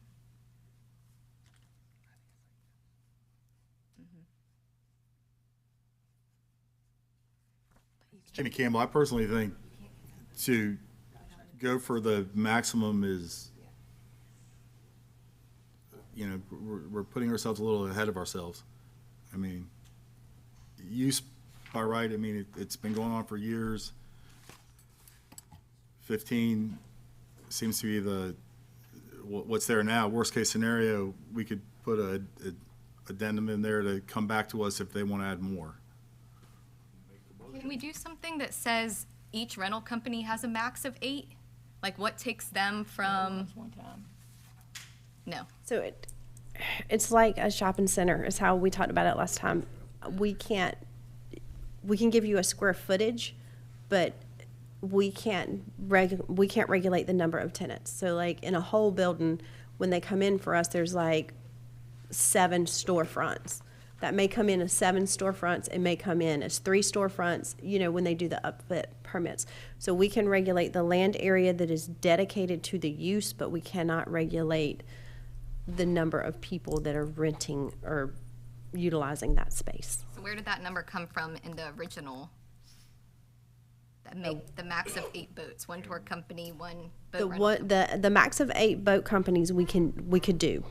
The 1 tour boat, the number of slips utilized for boat rental or tour boat company we can legally do. What we can't legally do is say that can be 1 tour boat company and 1 boat rental. So it was originally like 10 slips because it was 2 for Tiki Torch and 8 for Aquaholics. So we could do the 10, but we couldn't say only 1 entity can rent the boats at the time. Was it originally approved like that just because that's how it was requested? That was prior to my time, Ms. Renee, so I don't really know. But my guess is that was the way that it was. But now whether or not whether or not the previous planner recommended any of that and whether or not there's been any kind of changes in the law since then, I don't know. I would just be guessing at how it was done or why it was done that way. And I would like to say that about 1.5 years ago, when all of these the issues were rewritten, that was an issue. So right now, the way your ordinance is written, only not 10 or more boats in a marina would need to come forward. So if there were 8, they wouldn't even have to come for a special use permit. And I did ask the current tenants again because I know this was an issue last time. They now have an agreement between the 3 of them that satisfies them as tenants with their number of slips and docking facilities and things like that. Now, if one of them moves or somebody else comes in, that's up to the property owner at that point. But I do know that there was some concern about, you know, Aquaholics has been here for a while and nobody was trying to move them out. And so I think we've helped clarify that now. So now, yes, we have been operating. There was some confusion, and obviously it was citywide because the ordinance had to be updated, and it has been, and now we're coming in and asking for forgiveness and trying to get all of our permits properly in order.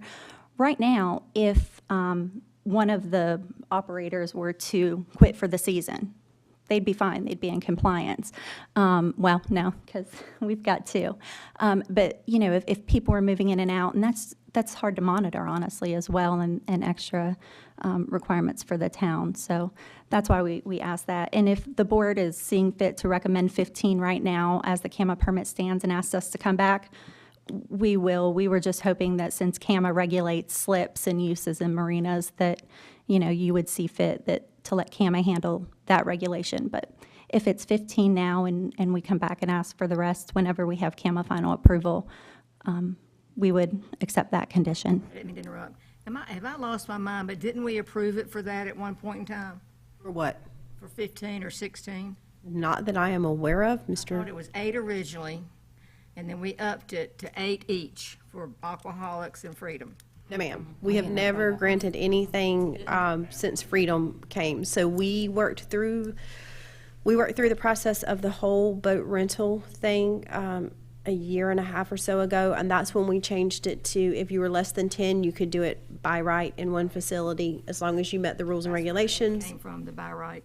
Yep. If you were above 10, then you had to come back and ask for a special use permit, which is what we started. And the day that I called Jason Dell as well and asked about the camo permit, he said that they had 25. So we had the same conversation.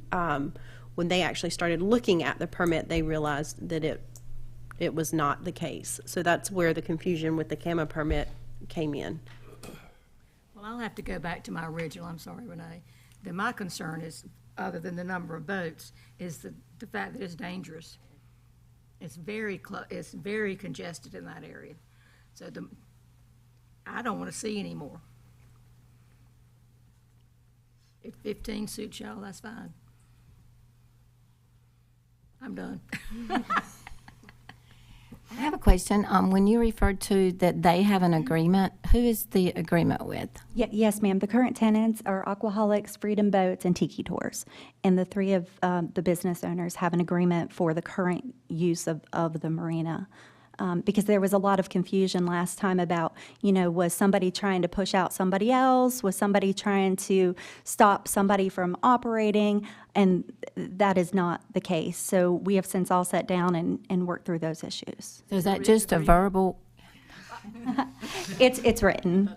So it's a written agreement between them. Is it have anything to do with the property owner? Are they involved at all? Not really. I think he knows about it, but yeah. But they are in agreement. And I think that's where we're at. The special use permit is tied to the land. It is the property owner. We are here on behalf of the property owner to get this special use permit so that he can operate it. We also understand that there are 3 current tenants that it benefits the property owner and the town to have. They're all 3 completely different uses. You know, Tiki Tours is fantastic. I've not used Freedom Boats yet because, frankly, I am a little scared of all of the safety requirements that Zach makes you go through, and I don't have my own boat, so. And Aquaholics has been here. It has a great following. You saw that at the last hearing. So we're really just trying to clean up the property and focus on that. But I did want to let you know, because I do know that there was a lot of concern from the residents last time, that one or more of the current tenants might get pushed out. And that is not the case, and that's not what we're here trying to do today. To address the safety issue, the 15 slips are already being used currently, is that correct? That's correct, sir. And again, CAMA wouldn't permit, you know, CAMA handles those kinds of things. In addition, your regulations right now allow for up to 15 boats or more there, just not rentals. You know, and so the safety issue and the number of boats, you know, then you would be considering rentals versus ownership. You know, and there was recently an accident with a boat. I can promise you they obviously didn't go through Freedom Boats' safety requirements. But again, that's just something that you're having to look at. And in addition, no evidence has been presented to the board that our request would create a safety hazard.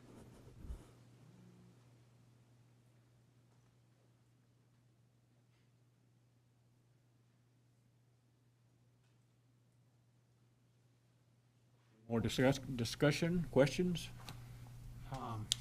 I make a recommendation to approve for 15 and with everything in there, and then they can come back and ask for more according to the CAMA permit. I think that's fair, with, you know, everything the staff had recommended And we'll just add that it'll be approved for the current camera permit of 15, and then the ability to come back when they receive an update or a updated camera permit. Do I have a second? I have a question. Amy, is there anything else they need to do to bring them in compliance if we go with Steve's motion for approval? They'll need to install the items shown on the plan. But I mean, not as far as paperwork, as far as anything with the... Nope, they'll just need to make sure that they only have 15 boats out there. So they've already done the business registration? They are in process of that, but I will not sign off on their business registrations because they are in an active, they're not in compliance right now, so I have not signed off on their business registrations. We have been waiting for this permit. They've been filed with you. Yes. Mostly, I think. I'd have to verify. Okay. There's been like 200, so I'd have to verify. I know Randy has, like a long time ago.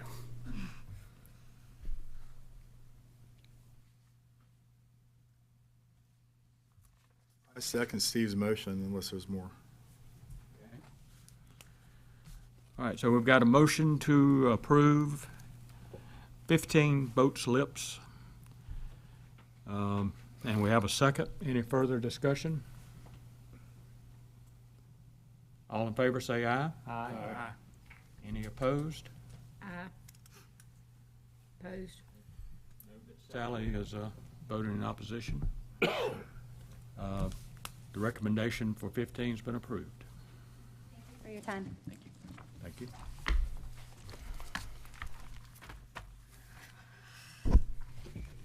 All right, the last item, So the- 301 South Topsail Drive. Excuse me.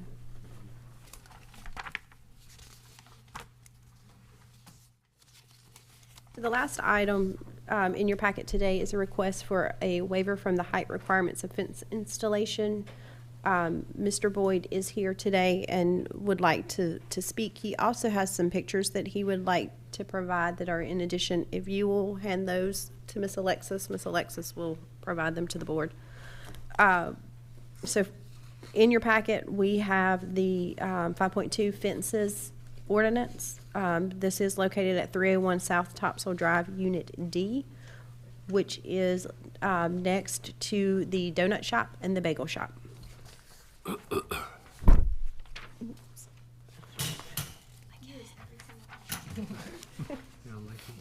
So, as noted above in the ordinance, the height restriction for fencing placed on the property line is 6 feet in the rear and side yards and 4 feet in the front yard. The ordinance also requires that opaque fencing and fencing greater than 6 feet tall be approved by the planning board.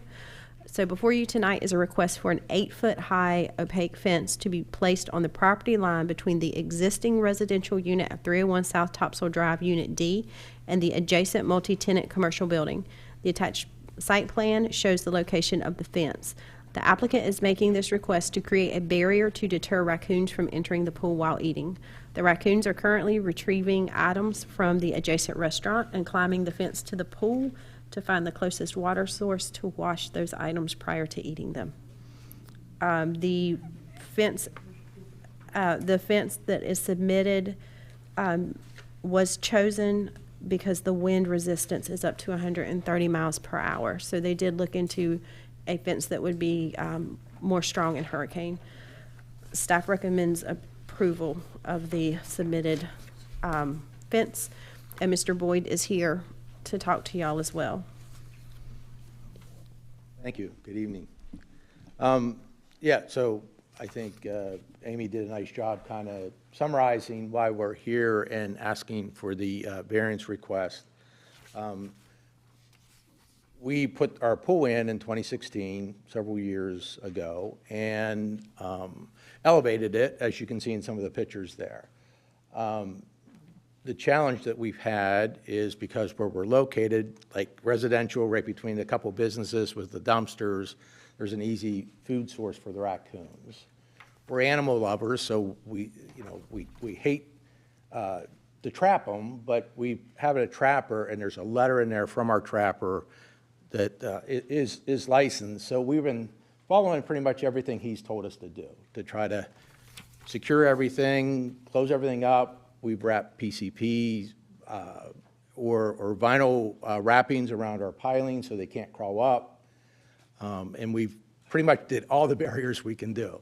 At this point, they found, and they're just clever animals, they found a way to actually get from the dumpsters located right next to us at Daybreak Donuts and Sunrise Bagels to get up and get on the top of the railing of our fence, pull itself up, and then walk across the railing to get on our pool deck to get into the pool water. So obviously with the diseases they carry, we're concerned. You know, we have a couple of small dogs and people that utilize the pool.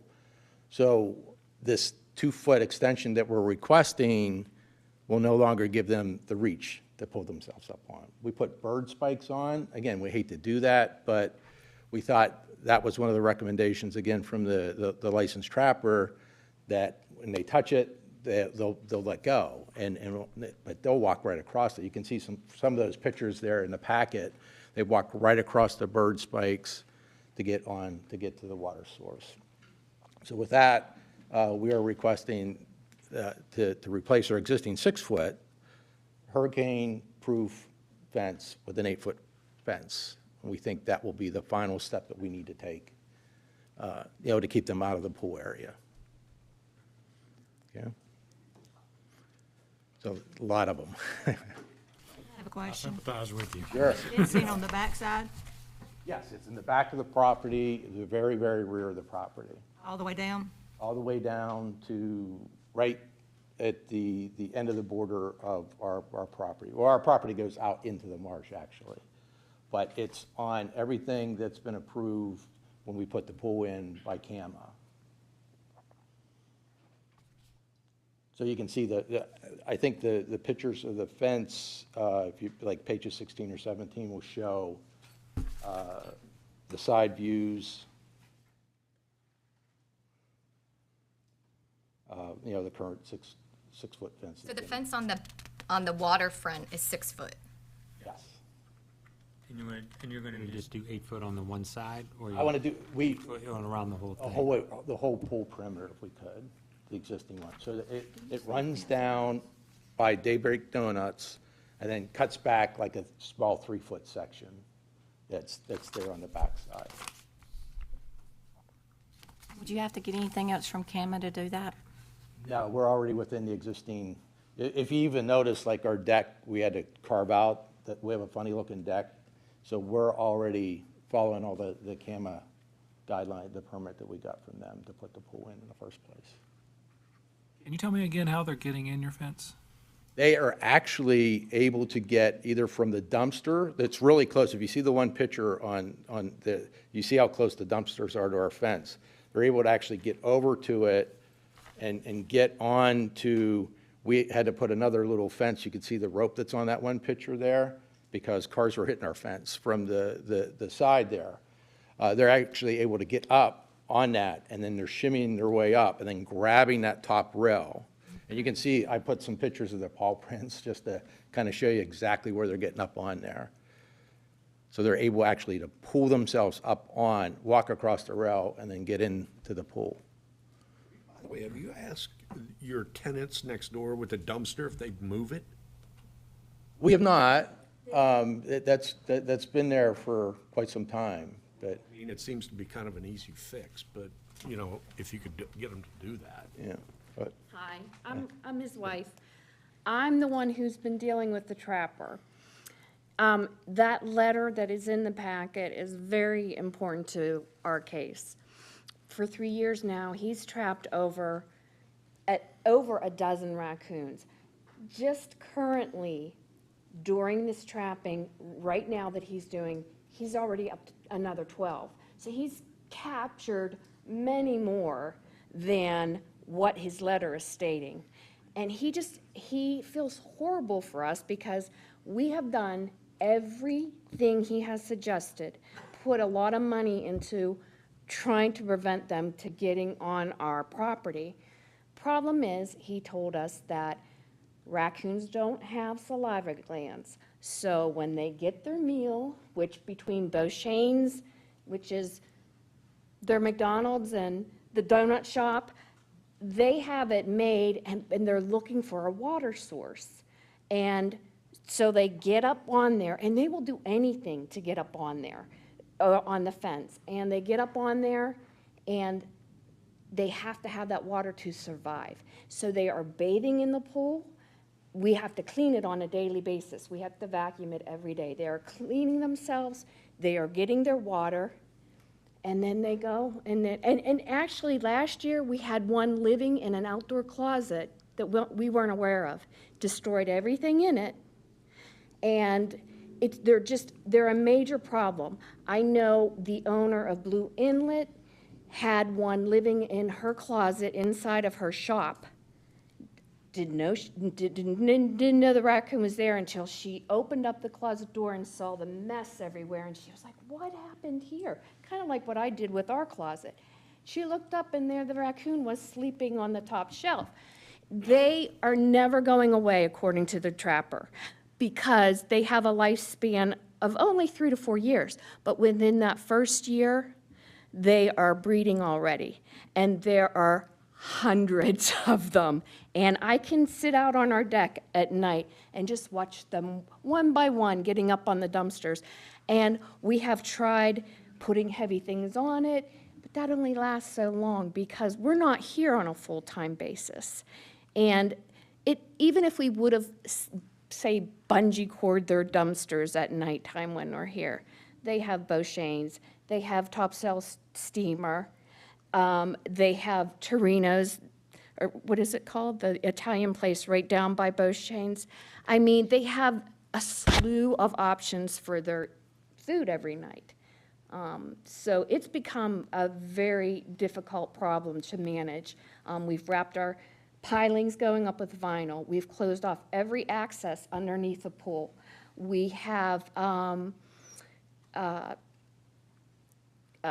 put the bird spikes on the fence. I mean, this was our last resort. We've done everything we can do, and the trapper recommended that we raise the height of the fence, hoping that this is going to solve our problem. Yeah, and I think in response to your question, which is a great question, we'd love to see the move because of the smell, but we knew what we were getting in when we bought the unit back in, many, many years ago.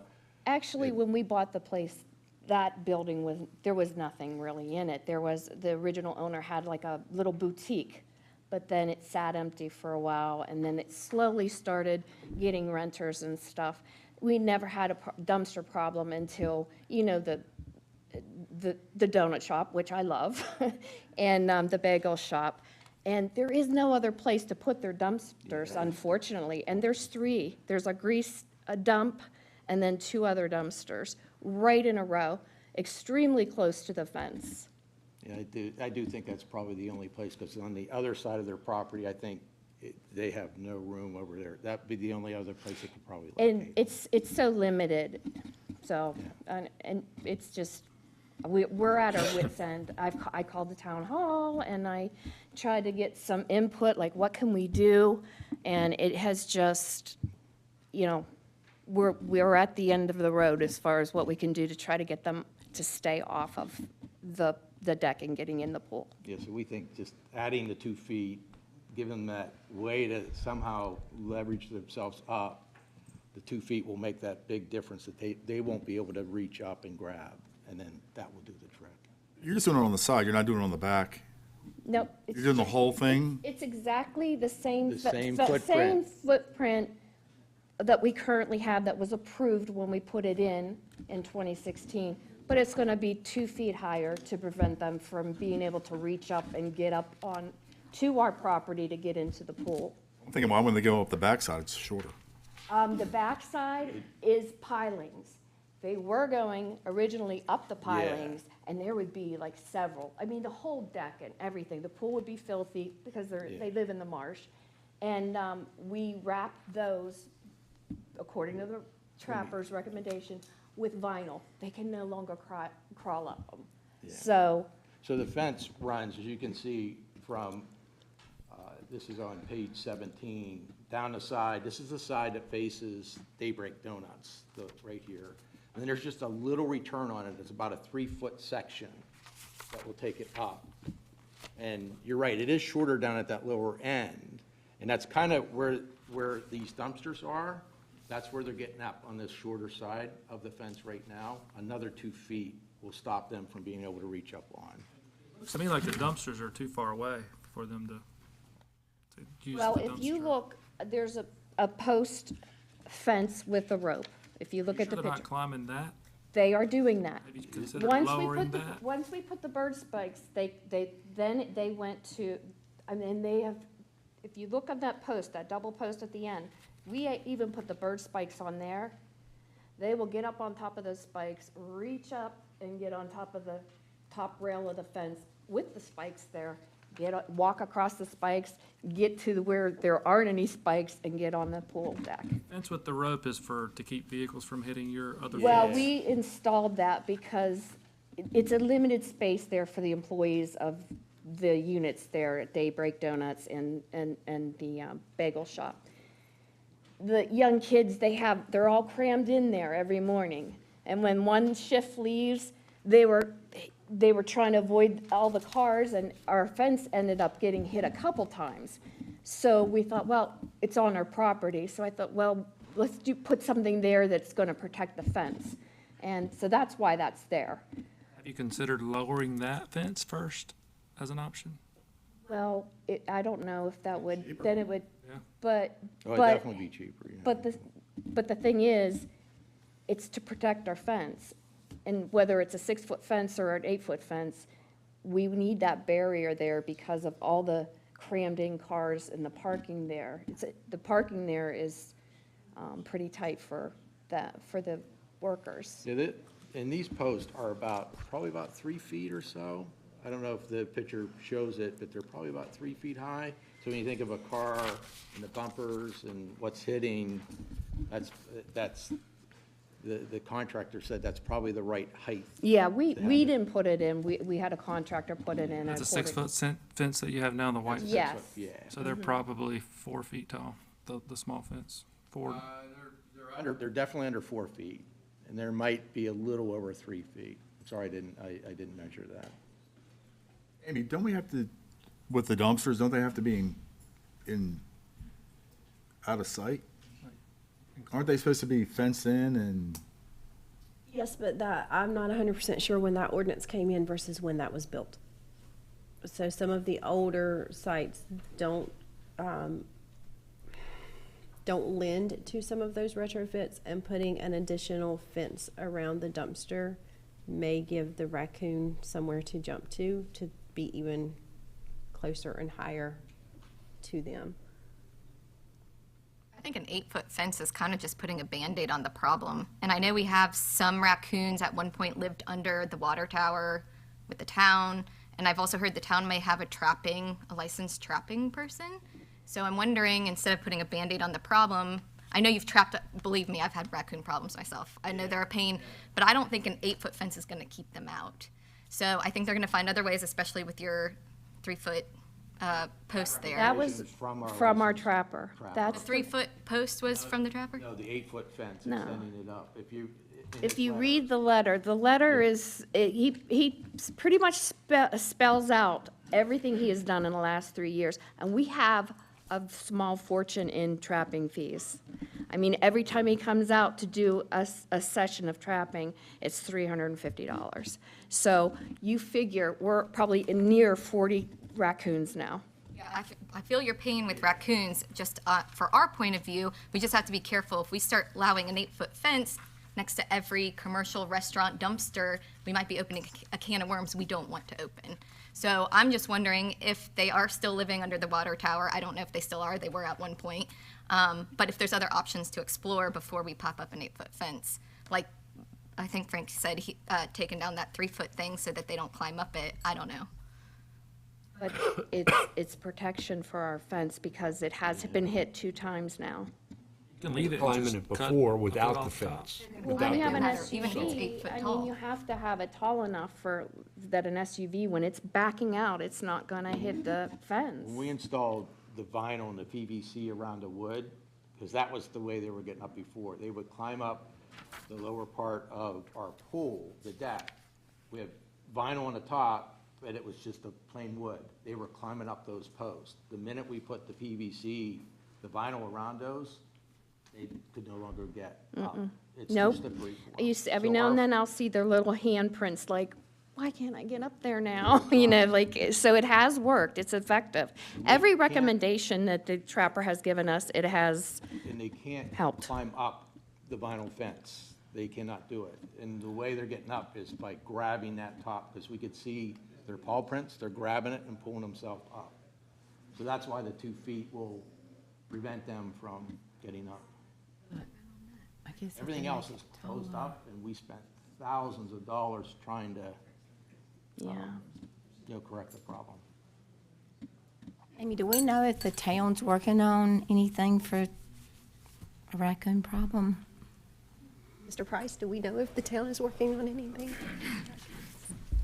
We do have a licensed wildlife officer, excuse me, officer, probably not the best word, an employee who is licensed as a trap. We respond based on concerns that are brought to us. We've had several concerns in that area for a lot of animals, but this first time I'm actually hearing about this particular one. I called the town hall before I ever, She called a couple, maybe a month or so back, asking for recommendations. Okay. yeah. And I was. I don't know that Carla and I knew that you offered that service. Okay, we will be glad to come out and lay some traps. And It's our city tax dollars. Yeah. We'll try that, and Yeah, just to reiterate, we've been doing that for 3 years. And every time we think that, well, there can't be any more, then the trapper comes out, rebaits, and he'll catch 2 at a time on a nightly basis. It's incredible how many are out there. And they learn from their mothers that appears where you need to go to get your drink. And so, like, even if the mothers aren't there anymore, it's like passed on from one litter to the next, to the next, to the next. I just think we're shifting the problem. Isn't there a new pool right across the street? So if we put an 8-foot fence there, or right down the block, there's another pool. So if we can eliminate them somehow, or at least try. It's in the back of the house, though. It's not in the front of, it's not even the whole side of the house. It's primarily in the marsh. I will say that this is their natural habitat, and we removed a lot of animals, not just raccoons, but, well, I'm not gonna tell you all the animals we removed. They keep coming. Yeah, it's never gonna end, yeah. that's why we just wanted, we've not stopped, but we've been working on this for 3 years to try to control it. And this is literally what we think is the last. Everything else we've done has worked, because we blocked off entrance, because they were climbing up the seawall, getting in underneath, crawling underneath the seawall of our deck, getting up in that way, so we closed that off. And then we went around and closed everything around the pool. Then we just wrapped everything in PVC. We figured vinyl, and, because they can't climb up it. Do you cover your pool? Have you ever tried covering it? Only when we're gone. Yeah, we do. And it's a safety cover, and if it was something easy to take on and off on a daily basis, we could do that. But the other problem is, this pool cover that we have, which is a safety cover, it has a pump on it, and the pump weighs it down, so when it rains, there's a nice puddle there.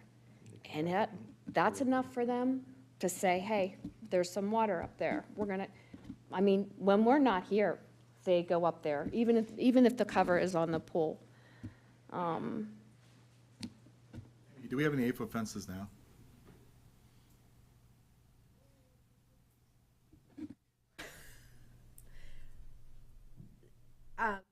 By permit, since I've been here, no.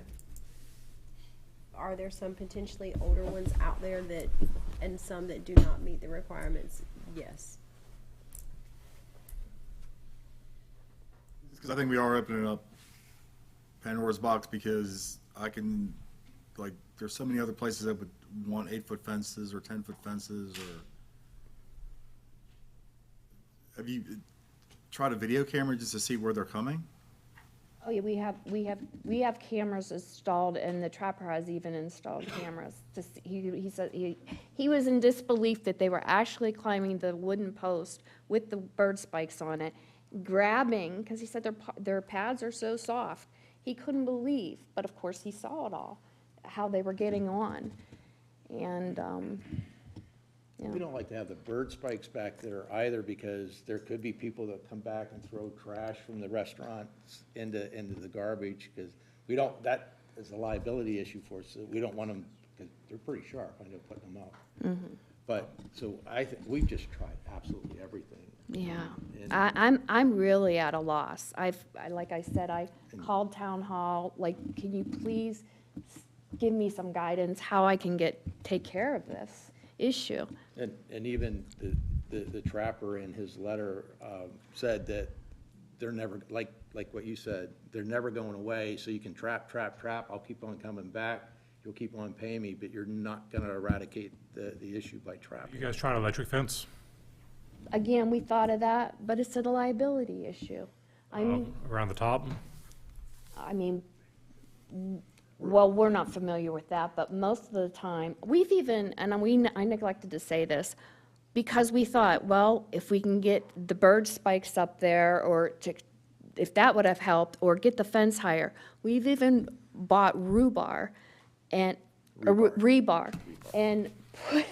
put it all around the perimeter of the bottom of the. So they can't take it. So they can't, because that's gonna be their next thing. So we've cemented and used rebar down along the whole border, because once they can't get up on that fence, that was gonna be their next thing. So we've already taken that step. We're trying to always be one step ahead of them, because they're just determined, they know there's water there, and they want to get that water.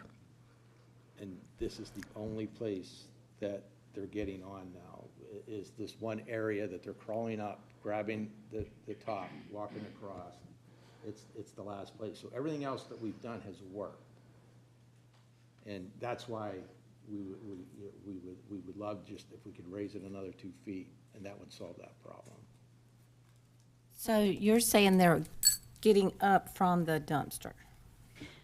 We're not exactly sure if it's from the dumpster, or they do use this post that you pointed out that has the bird spikes on it. And they can even get on, we've even seen that they get on the rope that's there as well. So we talked about, do we put vinyl on those fences, and or do they get on the rope? How do we take care of the other issue of people running into the fence and do that?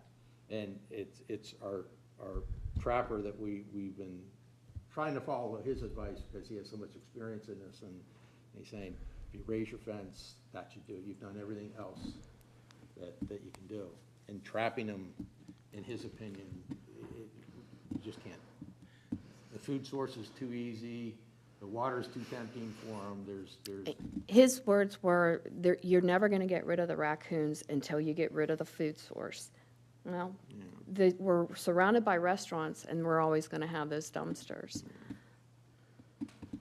It doesn't feel like you've tried every possible option, for me. I feel like you could put vinyl on those other 4x4 posts. You could potentially lower them a little bit. You could maybe provide a different water source. I feel like there are other options before we go outside of our ordinance and approve something like this. You said about a water source. When I called the town hall, one of the suggestion was, well, maybe you should put a rain barrel out there and help them out. Put it out there by the dumpster. The trapper said that's the worst thing you can do, because you're just gonna draw more, but you'll have all the raccoons there. I mean, Sounds like you already have all the raccoons. we do. We do. We have a lot. It's a nightly thing. You can sit out on the deck and, We all have them. Yeah, everybody has them. Yeah. but to this extent. Yes. Yeah, I have them. But the problem is the disease. But how often have you trapped them, though? We've been trapping for 3 years straight. I just think, I would like to make a motion to deny this request right now. I think that we should try other avenues. I think there's some other options, and say for now, And if David Price or whoever our trapper guy goes out there and says, yes, this is a legit problem, there's no other options, then we move forward with an 8-foot fence. But right now, I just don't think, I think there's some more things we should try since we haven't allowed that 8-foot fence around town. You guys, I mean, who gives us those suggestions? Because we've tried everything, so. Well, we haven't asked the owners to move the dumpsters. That's one thing we could try. See There if- is no place to put them. I haven't looked at it, so I don't know. Yeah, I think it. I would love it. I would love it if the dumpsters weren't right beside our pool, but I don't see them having the space to put them anywhere else, really. They can also encase them. I mean, I'm not sure about, I don't want to step on Amy's toes, but I'm pretty sure they made me do it at Mainsail, and Mainsail was there since 1954. They made me, I put the 3 around there, and you can close them off. And I think that honestly would probably be, I mean, because we've had that issue before. I own several restaurants in the area, and closing them off and cutting off that source, like we have a 6-foot high fence around our dumpsters, and that definitely keeps a lot of that wildlife out of there and going in there. So I think, and knowing the owners of Daybreak and things, she would probably be more than willing to probably help you guys out in that regards. And Have y'all had conversations with her, or with the owner? Oh, yeah, we know her, and she's a great lady, but she knows of the raccoon problem, but I don't think, I mean, like for a while they were putting pallets on top, but that only lasts for so long, you know, and then it's like, you know, I don't know if she just doesn't expect the employees to, you know, I would offer to go and bungee cord them every night if I was here every night. But it's even when one time of them not being secured down, and I mean, they're going to be there. I mean, even if we got those dumpsters taken care of and done something to stop them from that particular area, there's a slew of them around. I mean, there's, right across the street is Topsail Steamer. They have a big fence over their dumpster, and that's what I'm saying. I think if we go back to it, they're supposed to have something around there, and I don't know why they don't. When they redid Beach Bunny, and I'm blanking on the grill, we made them do that too, so. Well, that was a question that I did raise too when I called the town hall, because I thought maybe there was some type of thing that required that, but I wasn't sure. I don't know that they've done a site plan revision where we've gone out and looked at it, but we can have Scott go out and look at it, our code enforcement officer. I would definitely like to see us try to help them without approving a higher fence. If there's anything the town could do or any resources to offer them. I think the county has trappers too. I don't know. How they do for cats. Yeah, I don't know.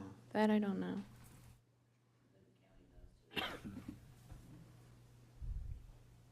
Okay.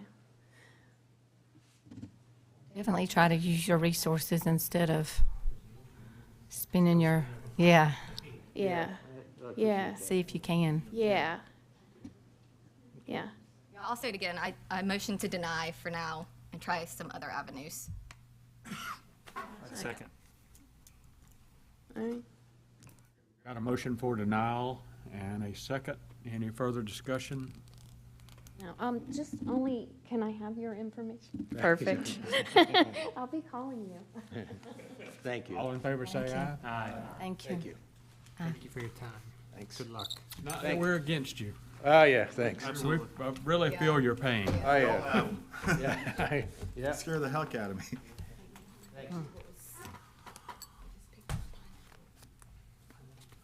Got any updates for us, Amy?